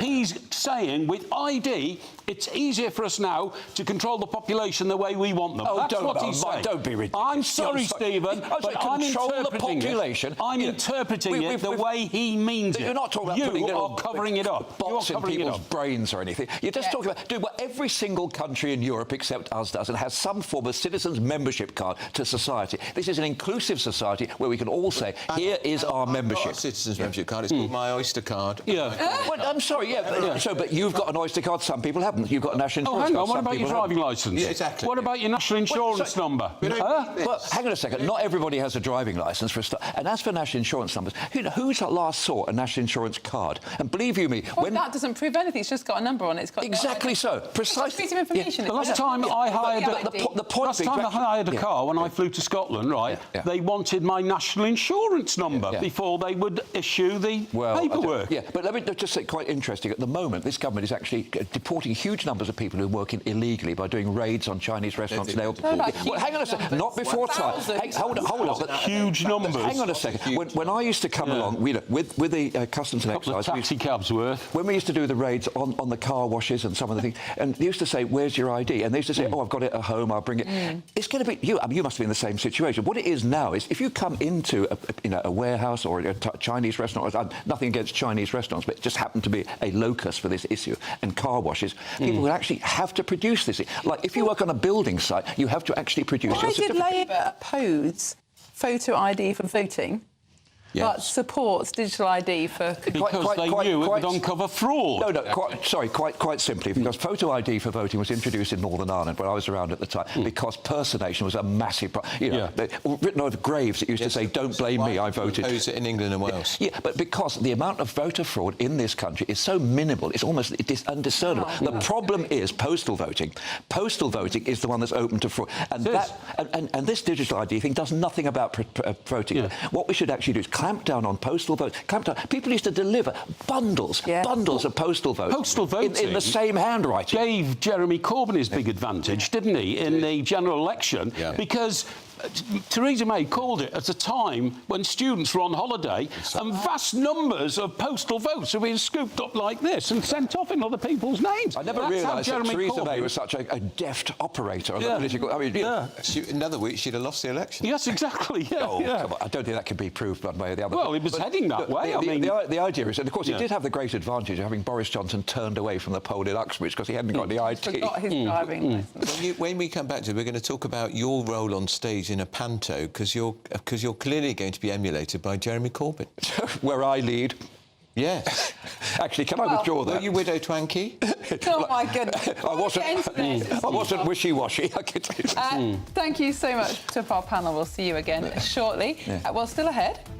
We are talking to Reform MP Lee Anderson. Says we're living in a less alarm clock generation, more of an anxiety generation. I think he's right. Do you agree? This is Britain's Newsroom on GB News.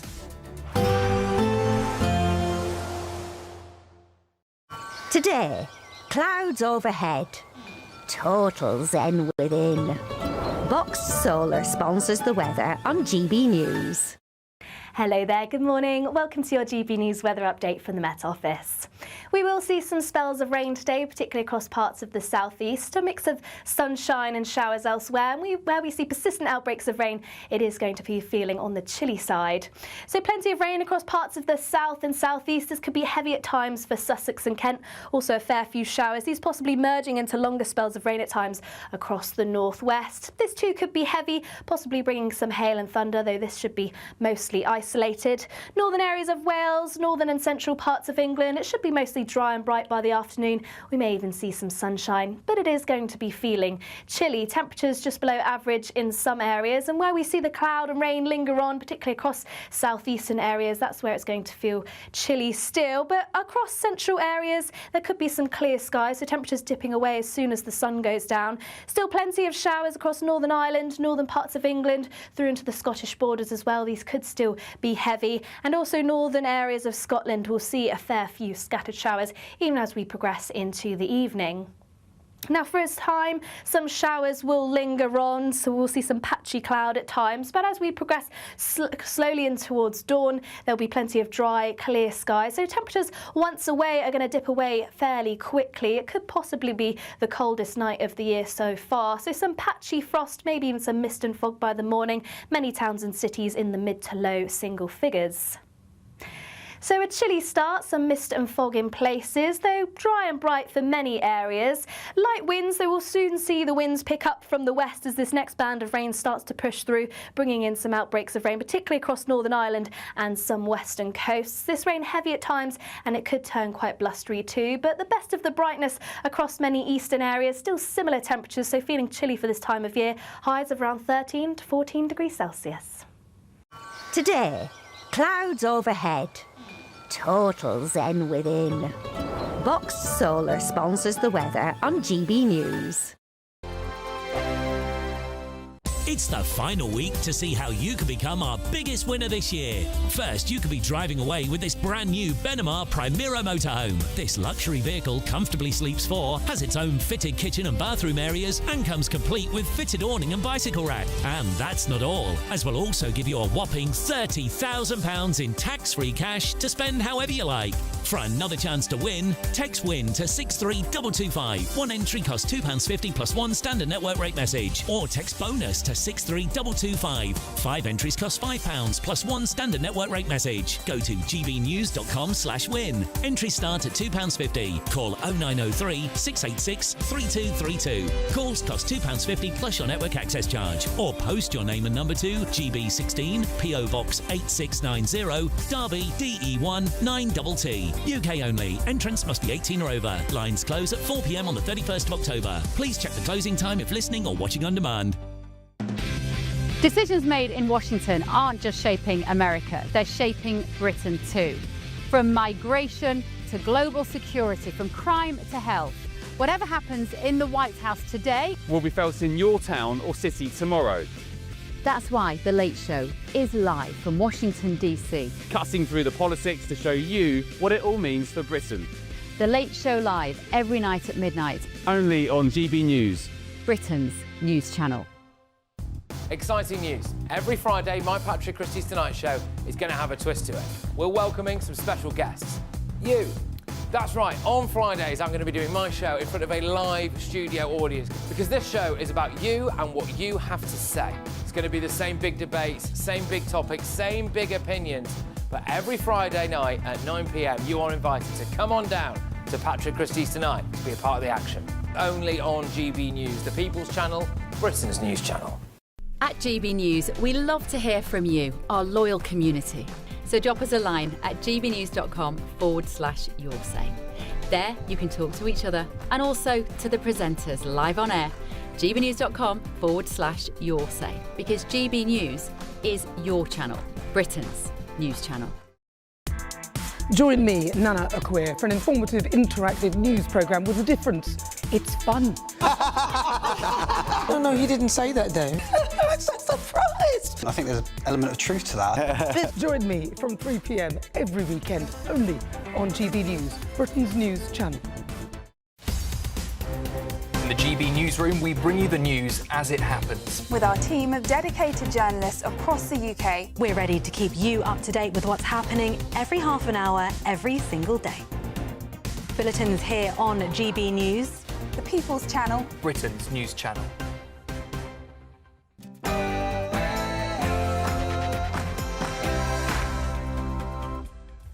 It's 11 o'clock on Wednesday, the 29th of October, live across the UK, Britain's Newsroom with Andrew Pearce and Miriam Cates. Record numbers of illegal migrants have been arrested as the government cracks down on illegal working in takeaways, food delivery companies and car washes. Well, with over 8,000 arrests over the past year, it certainly is an increase in immigration enforcement activity, but it is still a drop in the ocean compared to the 1.5 million people working illegally in the economy. In the last hour, Reform UK sets out its plans for saving £9 billion a year on Britain's welfare bill. Here is the Ashfield MP, Lee Anderson. And the alarm clock generation is now being replaced by an anxiety generation.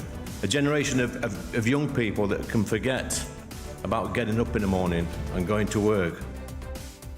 And some breaking news this morning. The Epping sex offender Hadush Kapatu has been deported to Ethiopia with no right to return.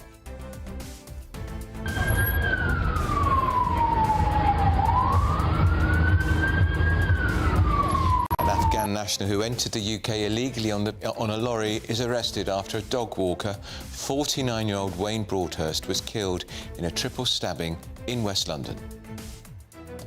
And in another blow to Rachel Reeves before the budget, house builders have warned that the government will not hit their target to build 1.5 million new homes by the end of the decade. And is this Big Brother Britain? The Chief Secretary to the Prime Minister, Darren Jones, who is in charge of rolling out digital ID, says he will shut down the legacy state and build a new one. If we get this digital ID system working and the public being with us, that will be the bedrock of the modern state.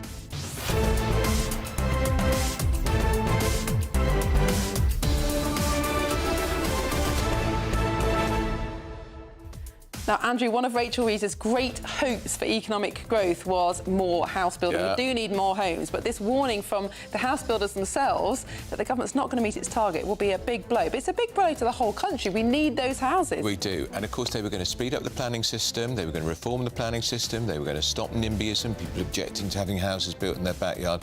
None of that has happened, and they've been in power for 14, 15 months. And if I had £1 for every time I found a story about a Labour MP who says, oh, I don't want that 300 houses in my constituency, because, of course, they upset voters sometimes. Yep. It's the perennial problem. Yeah. And also, in London particularly, house building is almost stopped because of all the new regulations that have to be met. Then we've got these enormous house builders, and sometimes it's not in their interest to build the houses quickly because they want to keep the prices up. It seems an impossible And we've also got Steve Reed, the Housing Secretary, refusing to rule out a mansion tax, which could kick in if your property is worth £2 million. Let me tell you, there's lots of parts of London where that is not a mansion, that's a flat. Exactly. You need people at the top of the housing ladder to be willing to sell and move on if you're going to have any movement down the bottom. And I was looking at the housing figures. The housing market has never really recovered since the financial crash in 2008. No, absolutely not. There's a big problem to solve. We're going to be speaking to an estate agent about that, about what the real problems are in the housing market. Let us know your thoughts on all our talking points today. But first, here's the headlines. Here's the news with Tatiana Sanchez.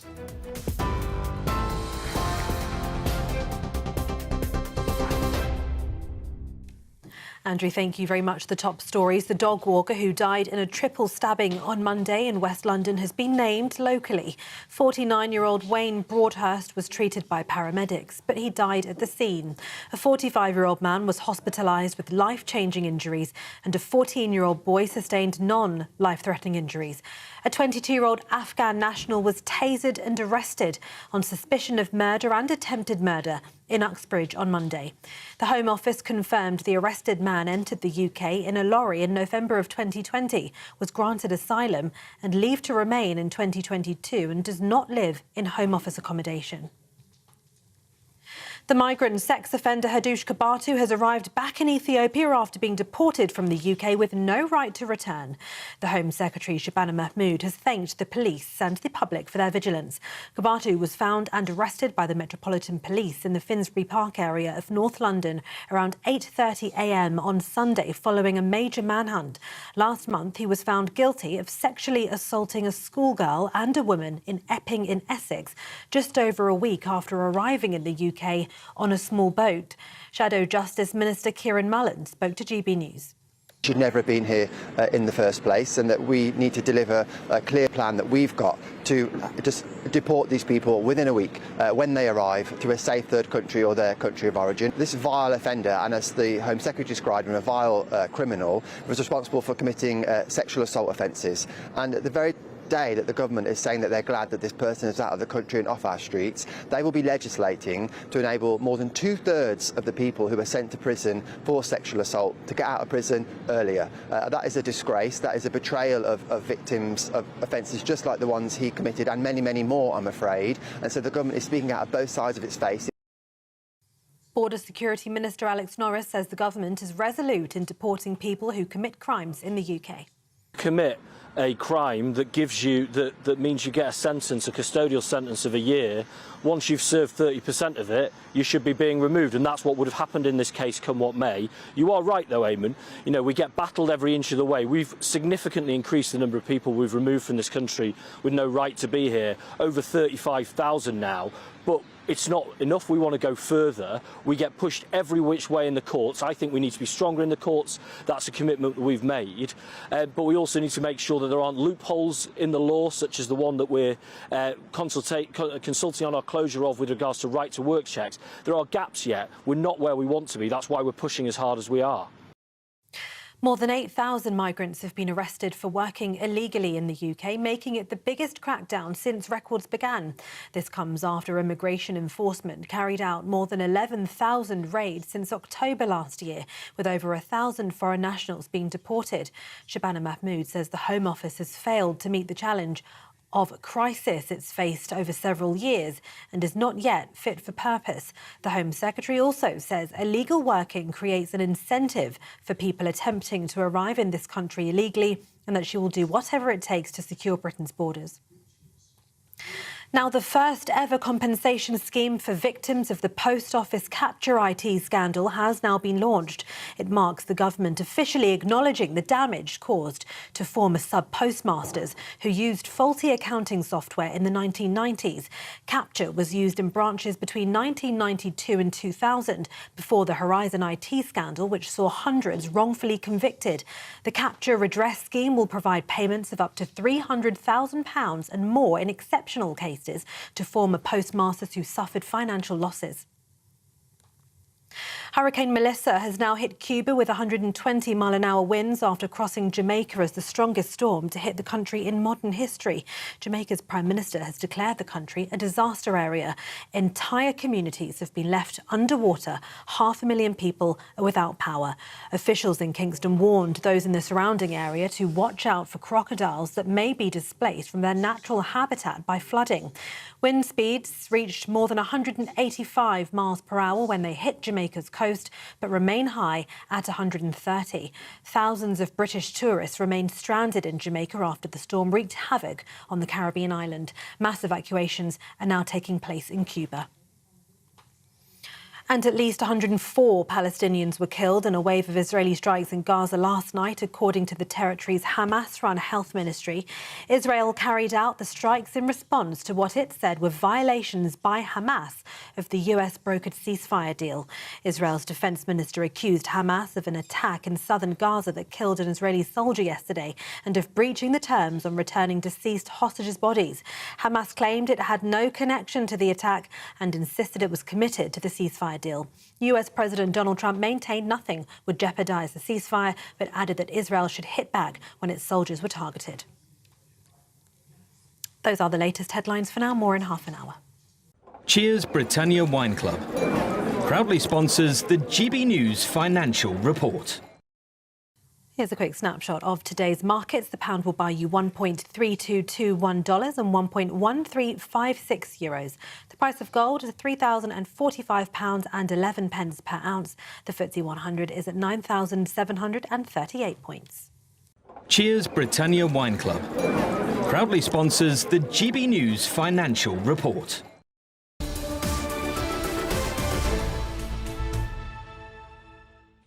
Hello and welcome. This is Britain's Newsroom, live across the UK on GB News with Andrew and Miriam.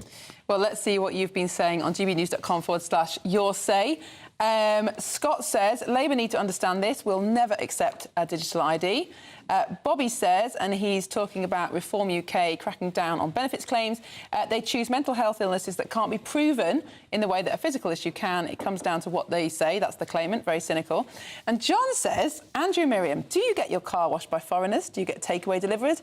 And do you get your nail done in a foreign nail bar? If so, you're contributing to the immigration crisis in this country. Well, I don't get my car washed. I did take it to a car wash once. It was too dirty. They refused to clean it. I don't get my nails done at all, waste of time, and I don't get takeaway delivery. So, clean full of health for me. Takeaways. I don't have a car. I don't get my nails done. No. There you go. I think we've passed the test. We've passed the test, John. There we are. Well, let's move on, because more than 8,000 migrants have been arrested for working illegally in the UK, making it the biggest crackdown since records began. Is this as big a success as it sounds? Well, Mark White's going to explain. Yeah, well, just on that point about whether you're contributing to the illegal working, you don't have a say when you drive your car into a car wash or when you get a delivery at your doorstep, who is there. So you don't know necessarily what the immigration status of an individual is, and that's one of the problems. And that's why it requires immigration enforcement raids on premises or on the likes of Deliveroo and Just Eat and other sort of delivery-type drivers to see whether they're actually legitimately working or they're working in the illegal economy. And as welcome as it is, and it is a big increase. So 8,000 in a year. 8,000, and the number of raids are up 63% than they were in the previous year. So they're definitely up. But it is so minuscule in comparison to what the illegal working problem is in this country. We don't get official estimates because, again, it's one of the great unknowns. How do you know unless you catch someone, whether they're here illegally? But you gave a figure which made my jaw drop. 1.5 million is the best sort of guess at the moment as to how many people are here and working illegally in the economy. And where they use the NHS, presumably? Yes, many of them do. You know, there'll be people that have come over... No taxes. They will have come over perhaps as a sort of a worker on maybe a short-term visa to allow seasonal working, as a student visa. Maybe they've come in on the back of a lorry or on a boat or whatever, and they disappear off into that illegal economy. And yeah, they're not contributing in any way, shape or form. But of course, you can just walk into a hospital and you can be seen and treated and no questions are asked. Yeah. The NHS don't want to get into the business, they've told us, of being immigration enforcers. So yes, it's very easy for people to work illegally in the economy, and they, of course, work within communities. They have that sort of community support. So if they do need anything that perhaps requires them to come into contact with the authorities, well, they just get someone in their diaspora who is actually legal and able to do that for them. So they've all kinds of ways of working around it. There's a big, big illegal economy out there. Could you imagine if those 1.5 million people were actually legal in contributing to the economy? Now, some people might say that's actually reason why you should give it an amnesty, but of course, the government would argue, and quite rightly, I think, that you can't possibly go down the road of giving an amnesty, because all that would do would be to encourage many more to come. Now, earlier you were saying that the number of raids on illegal workers isn't anywhere near enough to be a deterrent on those employing illegal workers. There's just not enough numbers. But in theory, could it be? I mean, the government have said that this crackdown has cost £5 million. That's not a lot of money in the scheme of things. The Conservatives, actually, at their conference, said that if they got back into power, they would double the budget of immigration enforcement. Could this actually be a useful tool in the government's set? If you really, really expanded it, and I mean, you know, from 8,000... 20 times, from 8,000 to 80,000, at least 100,000, you really need to go in and do massive amounts of raids for it to really shatter the confidence of unscrupulous employers that, oh, actually, there is quite a significant chance that I might be raided, that they might find that I'm employing 3 people off the books here. If you know that actually the chances of being raided are not that great, then you're if you're unscrupulous, you're probably going to take the risk. But this is the reality. I mean, this is going to have to happen. If Reform and Conservatives are saying that they would deport people who are not here illegally, they've promised in the hundreds of thousands over the next Parliament. What's the alternative? You actually need physical raids. I think you make a very good point here, because I think what's got to be remembered in the context of the small boats crisis, which we are all understandably very focused on because it is the most visible manifestation of the illegal immigration problem into this country, people breaking in through our borders into the country. That's actually the minority of those that are coming here illegally. The majority of them are coming, as I say, as student visas. They're coming, arriving on sort of tourist visas, arriving on limited work visas, all manner of other ways they're getting in and then working illegally in the economy. So yes, you can deal with the small boats crisis. That is only a proportion and a small proportion of the illegal economy of those migrants who are living and working here illegally that, yes, enforcement has to go after. So, yeah, you do need to, if you're serious about actually tackling that problem, then you do really need to put resources into that. Forgive me for being cynical. Would not be the first time I've been cynical. I can't believe it. No. Might this not just be a little bit of window dressing for a beleaguered, embattled Home Secretary? Well, I think it's certainly true that any government would benefit from those immigration enforcement officers being out there and raiding on a much sort of higher scale than they have been, that gives an impression that the government is doing something to clamp down on the problem. Well, I'm not necessarily saying I'm as cynical as to say they're only doing it for the optics.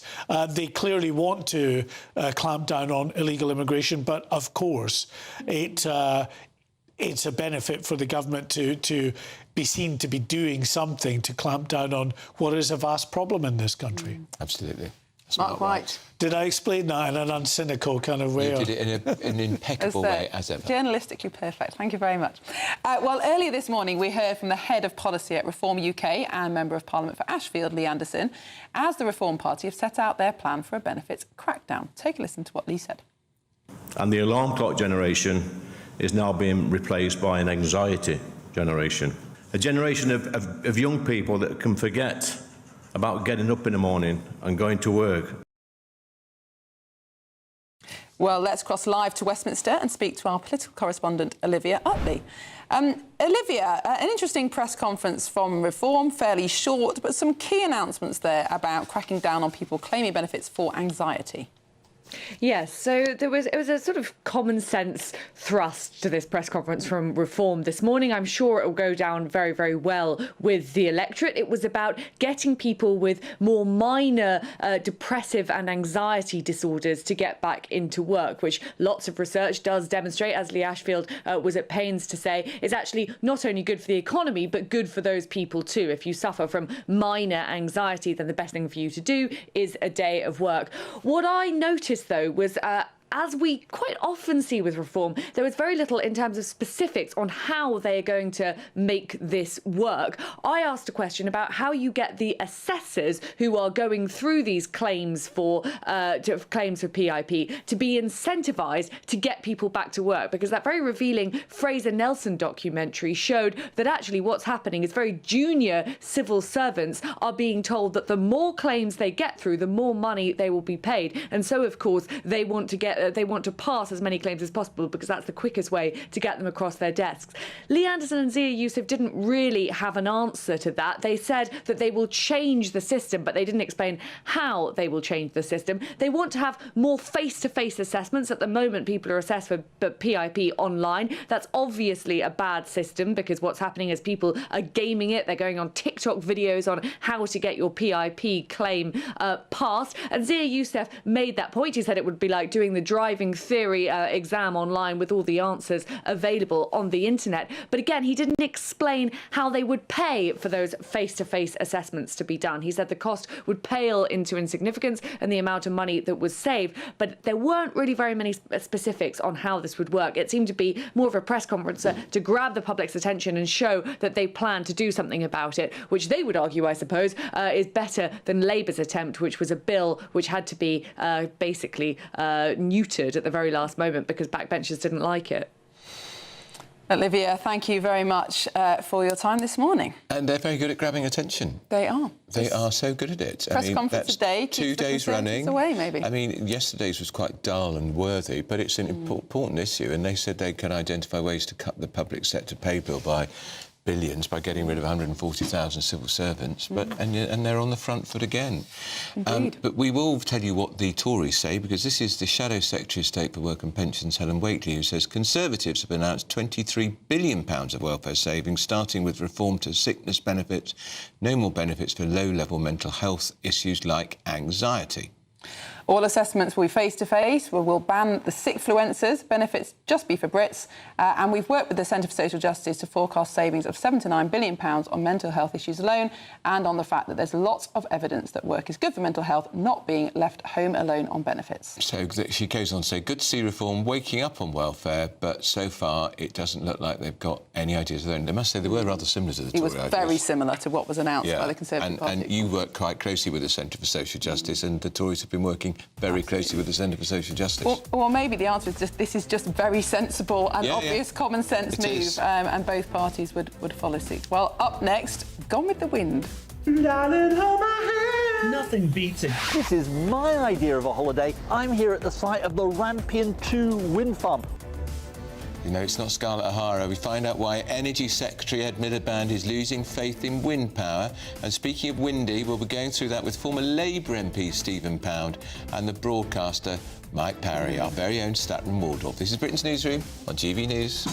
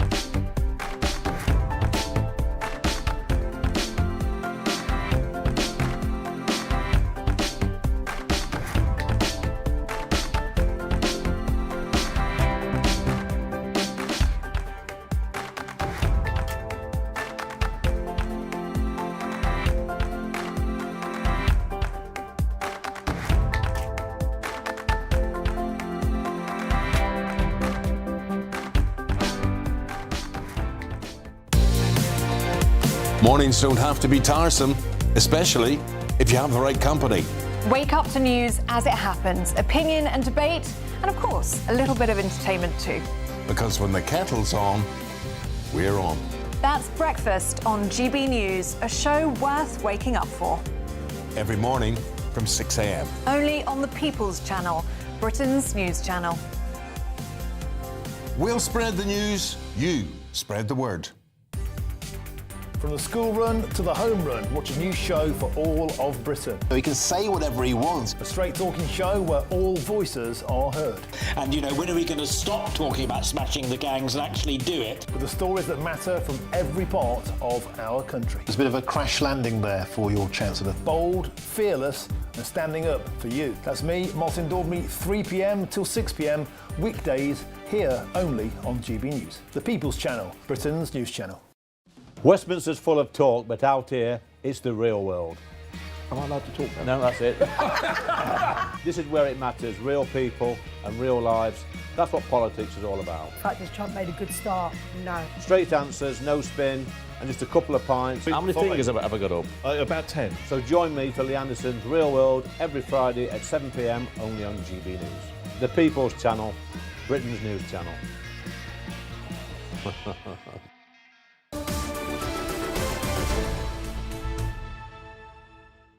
11:24, Britain's Newsroom and GB News with Andrew Moon. We've got the panel back in. There they are, Stephen Pound and Mike Parry.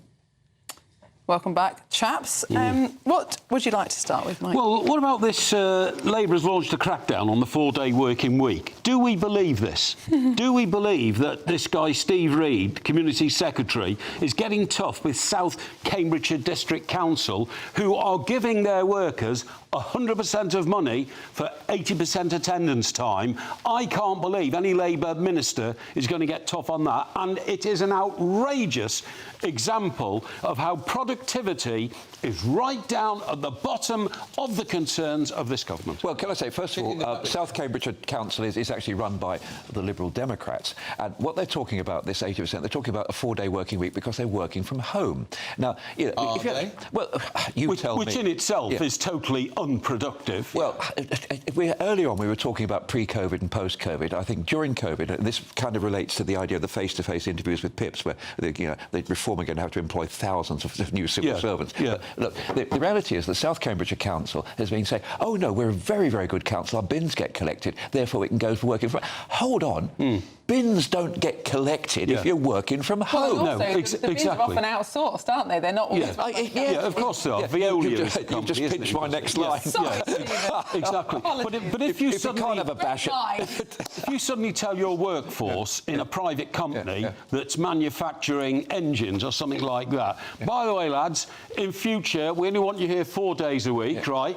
But you're only getting 80% of your money. You know, I might take that. Because productivity is essential in the private sector, and the problem in this country is 26.5 million people in the private sector work hours that would be unacceptable to the public sector to fund the welfare budget in this country and give it all to the public sector. Mike, let's stop being quite so adversarial. Just think. I'm not being adversarial, I'm being factual. That's his normal... I know, so yeah, that's his default mechanism. But there's a very interesting thing that Lee Anderson said earlier on about the benefits, the mental health benefits of work. I totally agree. No, you know, a lot of people meet their partners at work, and you know what the Americans call the water cooler thing, where people stand around on a Monday morning and talk about, you know, what dreadful things happened to Everton on the Saturday and things like that. You know, and it's, you know, that's not in my company. It's round my way, mate.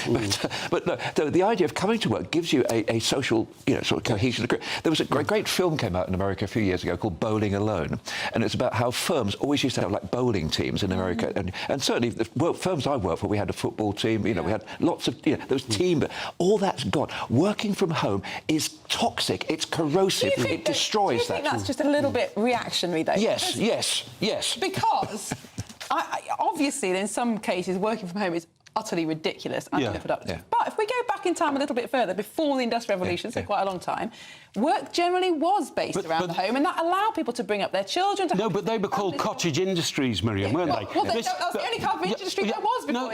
What I'm saying is, if you've got a little hut and your loom is down that end of the room, you go and make what I'm saying is one cardigans. of the big problems of modern life, particularly for parents, is how you raise your children without outsourcing them to a nursery when you need two incomes. And actually, for working parents, if you can work from home, I totally disagree. The confusion between your professional life and your domestic life destroys both elements. People could survive on one income. They can't. Well, I tell you what, I spent 20 years in Fleet Street, right? And both men and women were bringing up children, small children, families. One of the biggest problems I had, one of the biggest problems I had were women executives who'd come to me and say, "My nanny's had a breakdown. I've got to dash home." Can I just say, and all this kind of Miriam stuff. made an incredibly important point, not just about the cottaging and about this. situation back there in the pre-industrial times. But also, the reality is, when the NHS was founded, the Beveridge report was predicated on two main things. One is that women wouldn't work,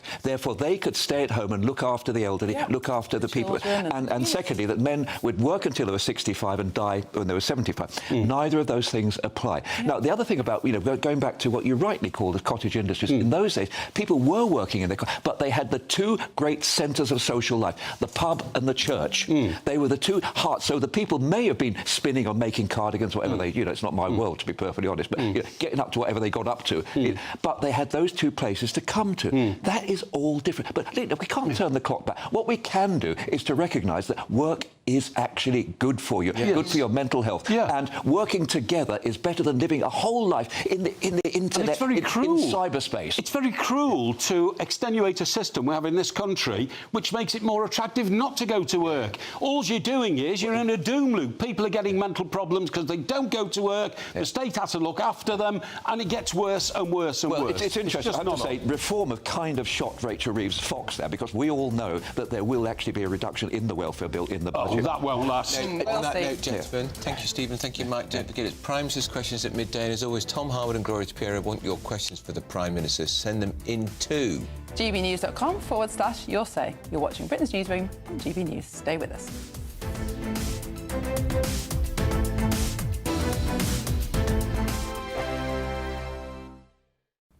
Hello there, good morning. Welcome to your GB News weather update from the Met Office. This Wednesday does bring a wet start across parts of the south and southeast. A day of sunshine and showers elsewhere, though it is going to be feeling cooler than it did yesterday. Taking a look at the bigger picture, and we've got low pressure situated to the north. This sweeps in this cold front across parts of the south and southeast, so that's why we're going to see the bulk of the cloud and also some spells of rain through most of the day, particularly across parts of Sussex and Kent, where it could turn quite heavy for a time. Elsewhere, there will be plenty of dry weather, though we can't rule out some showers, particularly across areas of the northwest, turning quite breezy here, and some of these showers could be heavy, perhaps even some hail and thunder, though this should be mostly isolated. Feeling cooler than yesterday, particularly under any prolonged spells of rain, highs only reaching around 14 degrees Celsius. Now, the rain will linger for a time across the very fast southeast, eventually clearing through the course of the night. We'll see a mix of clear spells and also plenty of showers still pushing in from the west. These still at times could be quite blustery, if not quite heavy. Still plenty of cloud into the evening across parts of Scotland. There's still plenty of showers feeding in through the north.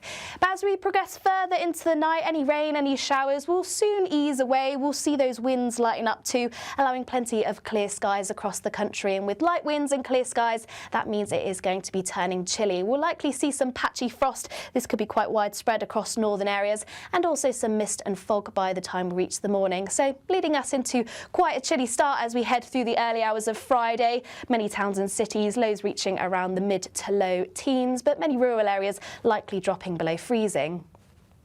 So a chilly but bright start for Thursday, and there should be plenty of sunshine around for the morning, eventually clouding over later through into the afternoon, and this cloud will bring spells of rain, particularly across Northern Ireland and western areas of England and Wales, pushing up into Scotland later, turning quite blustery too, particularly across Northern Ireland, and once again a fairly chilly day, highs reaching around 14 degrees.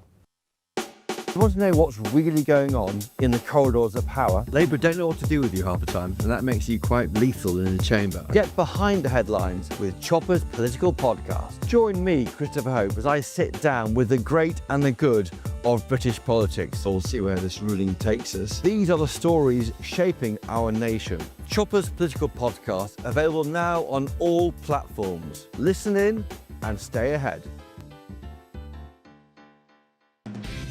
Decisions made in Washington aren't just shaping America, they're shaping Britain too. From migration to global security, from crime to health. Whatever happens in the White House today will be felt in your town or city tomorrow. That's why The Late Show is live from Washington, D.C. Cutting through the politics to show you what it all means for Britain. The Late Show live every night at midnight. Only on GB News, Britain's news channel.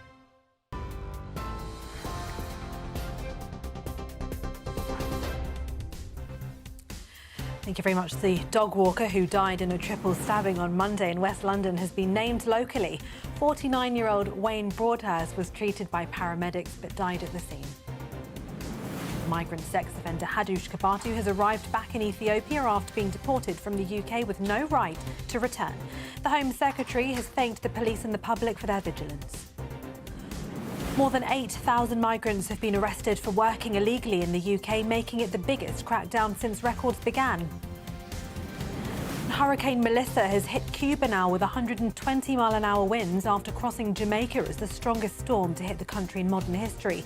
Jamaica's Prime Minister's declared the country a disaster area.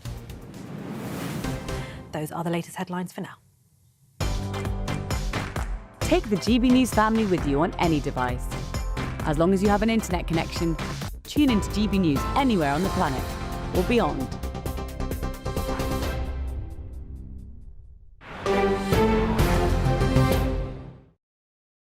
Our Home Security Editor, Mark White, joins us with some breaking news. Mark. Well, listen, I think that people will find this absolutely extraordinary, but Hadush Kabatu, now back in Addis Ababa in Ethiopia, was given £500. Yes, was given a £500 payment to facilitate his flight in a peaceful manner, basically, so that he didn't disrupt the aircraft. What I can tell you, sources have told me that Kabatu was forcibly deported. A team of 5 immigration enforcement staff and contractors escorted and accompanied him on that flight that left last night to head to the Ethiopian capital. He was not on the facilitated return scheme. However, given Kabatu's threats to disrupt the removal, an operational decision was taken to provide a discretionary £500 payment to this convicted sex offender. Disgusting. That's disgusting. Is this standard on the practice? run for Is over this 2 standard days. practice? If people who are due to be deported threaten to misbehave on the plane, they're offered money. Would he have known that this was coming his way? I'm not sure if he would have known, but it is standard practice. I say standard, but it happens a lot of the time. Sometimes those who are being forcibly removed from the country, well, some go voluntarily, and they don't cause disruption or but other times they can be given a payment of up to £2,000 or so to. Part of that is, help you resettle when you get back home, to an incentive to go. I can see, in a way, the alternative is you get into a lengthy legal battle for someone that doesn't want to go back, and you spend much more than that in the courts. As unpalatable as that is. But this, to me, I get what they're saying, but, gag him. Yeah. Exactly. Just get him out of the country. People at home who are working hard, paying taxes, and knowing that that money is in his back pocket. Yeah. He's come here illegally. He's assaulted a young girl, and he's £500 better off. So I can bring you a little bit more of what our source is telling us with regard to why the £500 payment was made to Hadush Kabatu. It says, this was taken as the alternative was a slower and more expensive process, which would have included detention, a new flight, and potentially fighting subsequent legal claims. The costs of cancelling the flight alone would have run into several £1,000s. This was an operational decision made by removal teams, not ministers. Very interesting, that last bit. I think they're slowly passing that. They are more than aware that there's going to be an almighty row about this. And I think they wanted to get him out before Prime Minister's questions today, because obviously the PM's going to be under a lot of pressure. He's going to be under even more pressure now. Who knew? Well, it depends where our leader of the opposition is in a position to actually ask the question. Sometimes she does stick to the script in terms of responding to last-minute breaking news. But let's see. I get there was clearly a calculation that was made about disruption and delay. It's about but I think in terms of the public... The perception is terrible. They would probably be more accepting of, we'll wait, we'll get another, we'll even pay the bit extra, but not to give him anything that he would benefit from just being more compliant on that aircraft. I think it's going to be very difficult for them to justify this, and it will be interesting to see what ministers, what the politicians actually say and how they really justify this. I think this is, it's going to stick in the throats of many people. And given we know how well networked a lot of these illegal immigrants are, they know how to get across the channel. It wouldn't surprise me at all that they know that if they threaten to kick off, they'll get a cash payment. Well, Mark, thank you very much. We'll find out more about that later, I'm sure. Well, sticking with migration, thousands of small boat migrants are set to be moved out of hotels and relocated to military bases under new government plans. Similar to the ones that the Tories had, weren't they? Which I think there are two that are currently in operation, aren't there, in Kent and Essex, but these are more of the same. Well, one of the first sites will be a military training camp in Crowborough, where up to 600 men are expected to arrive next month. And GB News' national reporter, Jack Carson, has been speaking to local residents. Crowborough, a picturesque town now divided. The government plans to house 600 asylum seekers in the nearby military training camp as part of their move to close migrant hotels. From the end of next month, 90 asylum seekers aged between 18 to 65 will be moved in per week, with them expected to stay for around 70 to 80 days each. A GP-led medical service will be provided on site, funded by the Home Office, and will operate under a strict no-alcohol policy. For local residents Christine and Simon, both of their houses back onto the site. I'm very concerned. We just need to know who these people are. Everybody's got a right to asylum in this country, but I think it's just quite worrying that we don't know who's coming in. We were looking at downsizing. We're both in our early 60s, and that's clearly not something that we can do. Nobody is going to buy this house while there are going to be illegal immigrants housed literally 500 yards behind our house. A report from the Home Affairs Committee found the expected cost of housing asylum seekers by 2029 had tripled from £4.5 to £15.3 billion. The Prime Minister says he's determined to close all asylum hotels, with the Home Office turning to military sites like this instead. But residents here say they haven't been consulted and want their questions answered. Other residents don't feel like moving migrants to military bases solves the wider issue. Are we going to be safe? That is the big thing. And the problem is, at the moment, the government haven't got control over the situation.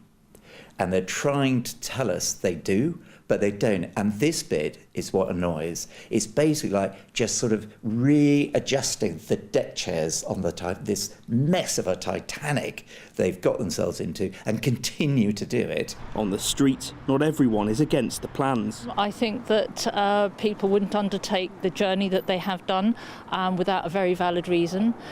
They have to live somewhere. They'll be bored, nothing to do, so they'll want to get out and about, and I understand that. Males with nothing to do and surplus energy cannot bode well, I suspect, for behaviour. Wealdon District Council say the safety and security of the local community is of paramount importance, but people here remain divided. Jack Carson, GB News, Crowborough. Well, that was Jack Carson now, who is live there in Crowborough. Jack, a hugely controversial issue. Of course, nobody wants migrant camps, or hotels indeed, anywhere near them. But do you think there's a sense that people understand that something has to be done about this issue?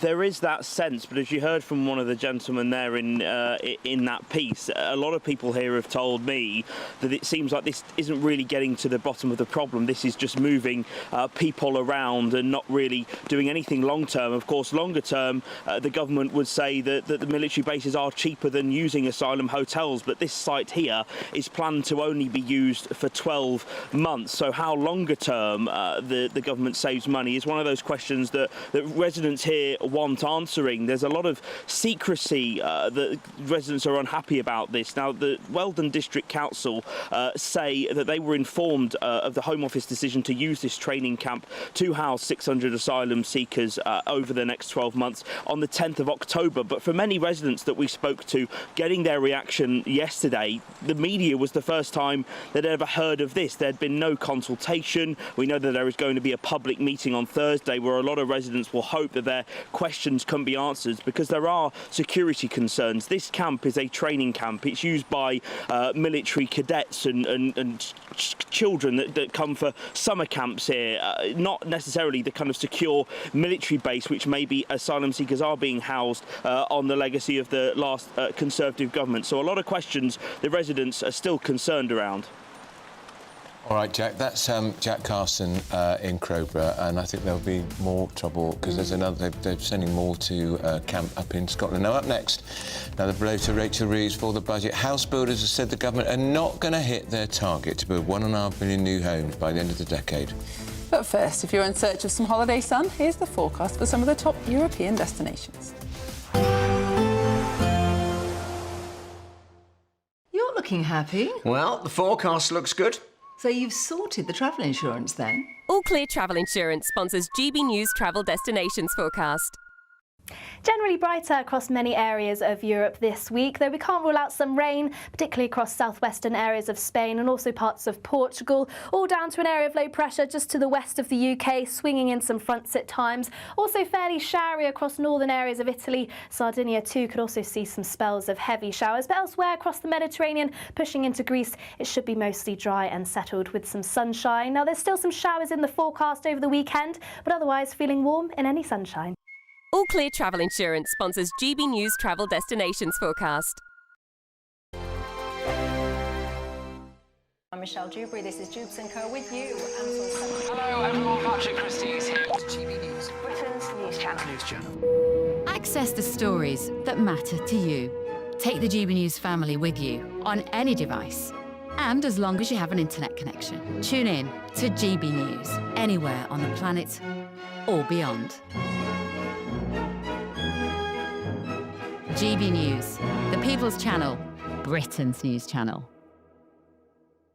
At GB News, we love to hear from you, our loyal community.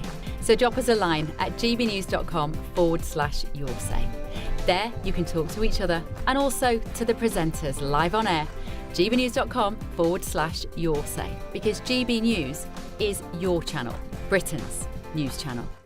Hi, I'm Michelle Dewberry and my show is your opportunity to cut through all the noise and dive in headfirst to some robust debates. Ideas clash. Situation, No, Because the failure is... You're deliberately avoiding my point. Nothing's held back. And if you think this is the end of it, wait for more. And we do not shy away from the difficult stuff. Sometimes I want to shake people and say, if only you understood. So join me on Jubes & Co weeknights at 6 p.m, only on GB News, Britain's news channel. Join me, Nana Akwe, for an informative, interactive news programme with a difference. It's fun. No, he didn't say that, Dave. I'm so surprised. I think there's an element of truth to that. Join me from 3 p.m. every weekend, only on GB News, Britain's news channel. Mornings don't have to be tiresome, especially if you have the right company. Wake up to news as it happens, opinion and debate, and of course, a little bit of entertainment too. Because when the kettle's on, we're on. That's Breakfast on GB News, a show worth waking up for. Every morning from 6 a.m. Only on the People's Channel, Britain's news channel. We'll spread the news, you spread the word. Britain was once the envy of the world, but look around. A nation that no longer knows what it is or where it's going. A country that's broken. How do we fix Britain? How do we bring it back? Friday night with Matt Goodwin at 8 p.m, only on GB News. Decisions made in Washington aren't just shaping America, they're shaping Britain too. From migration to global security, from crime to health. Whatever happens in the White House today will be felt in your town or city tomorrow. That's why The Late Show is live from Washington, D.C. Cutting through the politics to show you what it all means for Britain. The Late Show live every night at midnight. Only on GB News, Britain's news channel.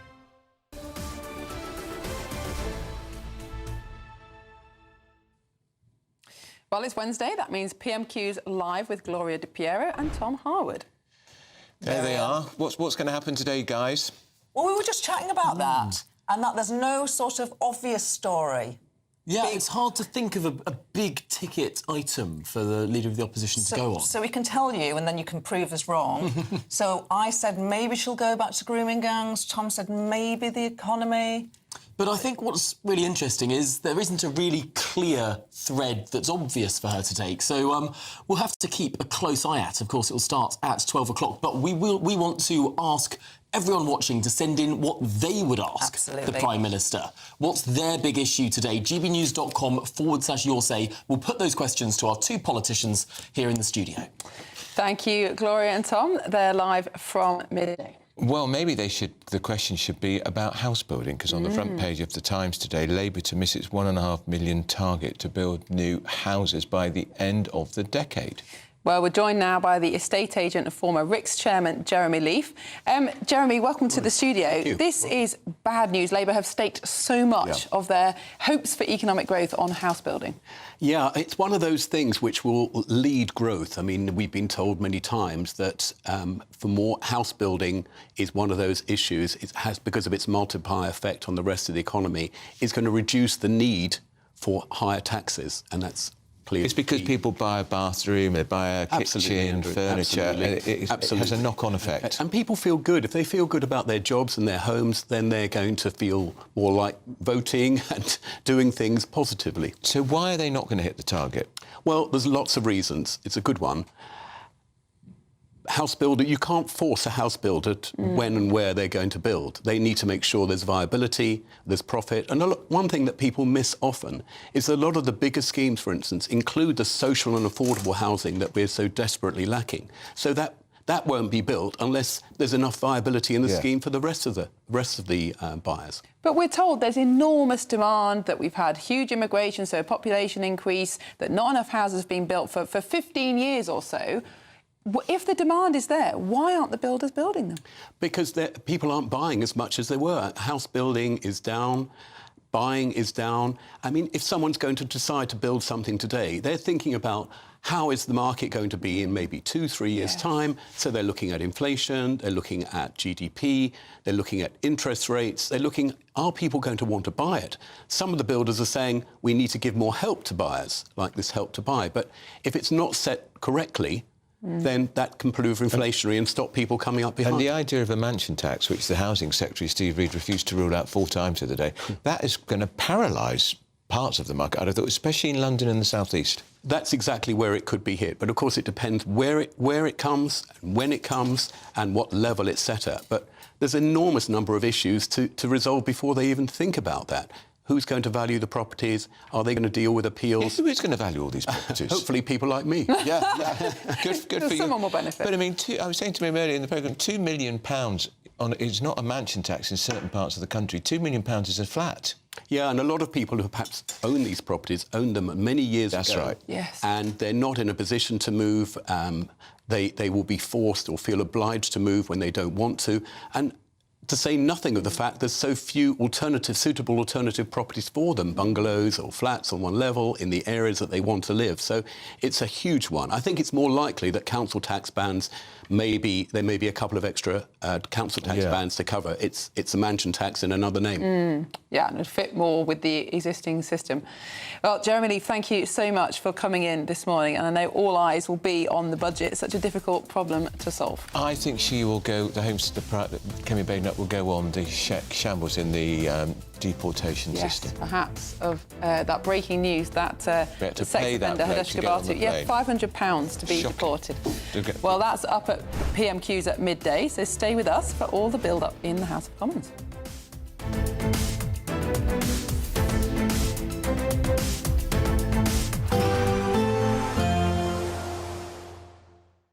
Expect warm spells with the odd rude interruption.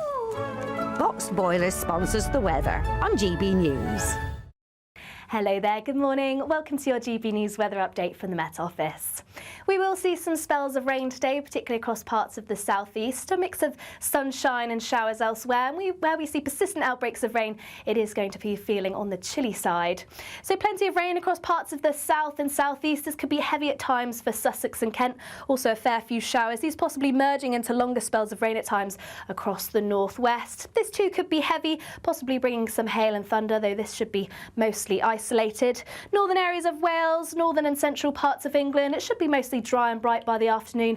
We may even see some sunshine, but it is going to be feeling chilly. Temperatures just below average in some areas, and where we see the cloud and rain linger on, particularly across southeastern areas, that's where it's going to feel chilly still. But across central areas, there could be some clear skies, so temperatures dipping away as soon as the sun goes down.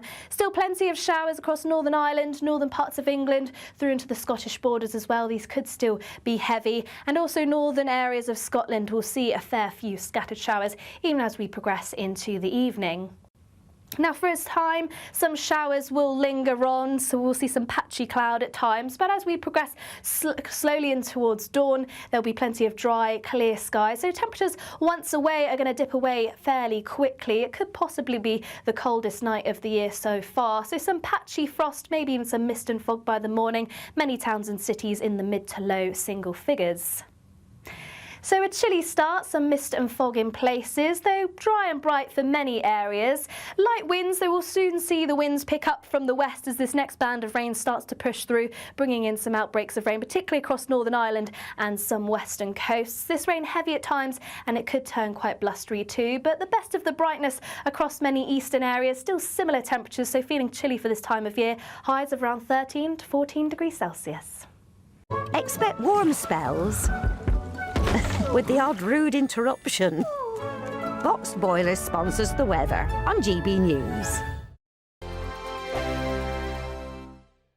It's the final week to see how you can become our biggest winner this year. First, you could be driving away with this brand new Benamar Primera motorhome. This luxury vehicle comfortably sleeps four, has its own fitted kitchen and bathroom areas, and comes complete with fitted awning and bicycle rack. And that's not all, as we'll also give you a whopping £30,000 in tax-free cash to spend however you like. For another chance to win, text WIN to 63225. One entry costs £2.50 plus one standard network rate message, or text BONUS to 63225. 5 entries cost £5 plus one standard network rate message. Go to gbnews.com/win. Entries start at £2.50. Call 0903 686 3232. Calls cost £2.50 plus your network access charge. Or post your name and number to GB16 PO Box 8690 Derby DE1 9TT. UK only. Entrance must be 18 or over. Lines close at 4 p.m. on the 31st of October. Please check the closing time if listening or watching on demand.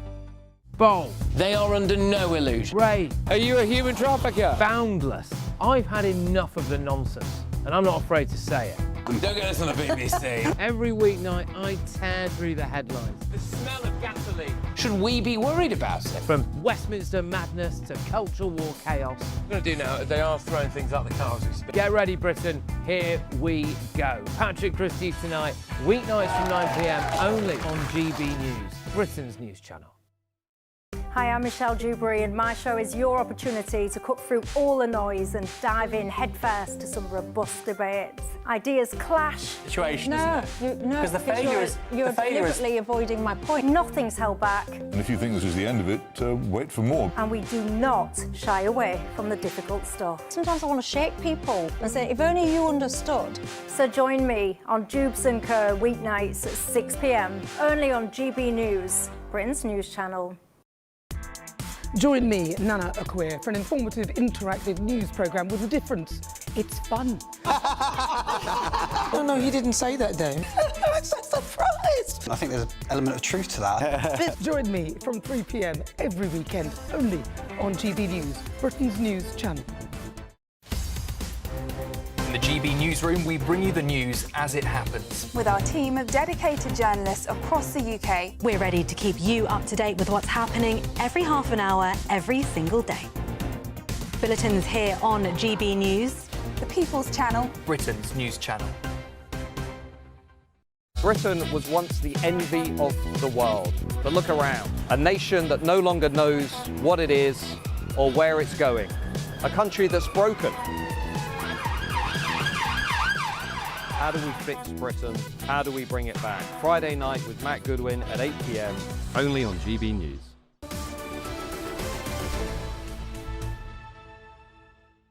Welcome back to Britain's Newsroom, and we're shortly going to go across to Prime Minister's questions live from the House of Commons. Yeah, I mean, there are a number of issues. I mean, the cost of living is always a good area, Miriam. But I just sense the government is in chaos over immigration and asylum. And this revelation that Mark White broke on this programme, that they paid that Ethiopian sex offender £500 to go on the plane quietly, is shocking. It is absolutely shocking use of public money. And there are the three main stories that we've covered today are all linked, aren't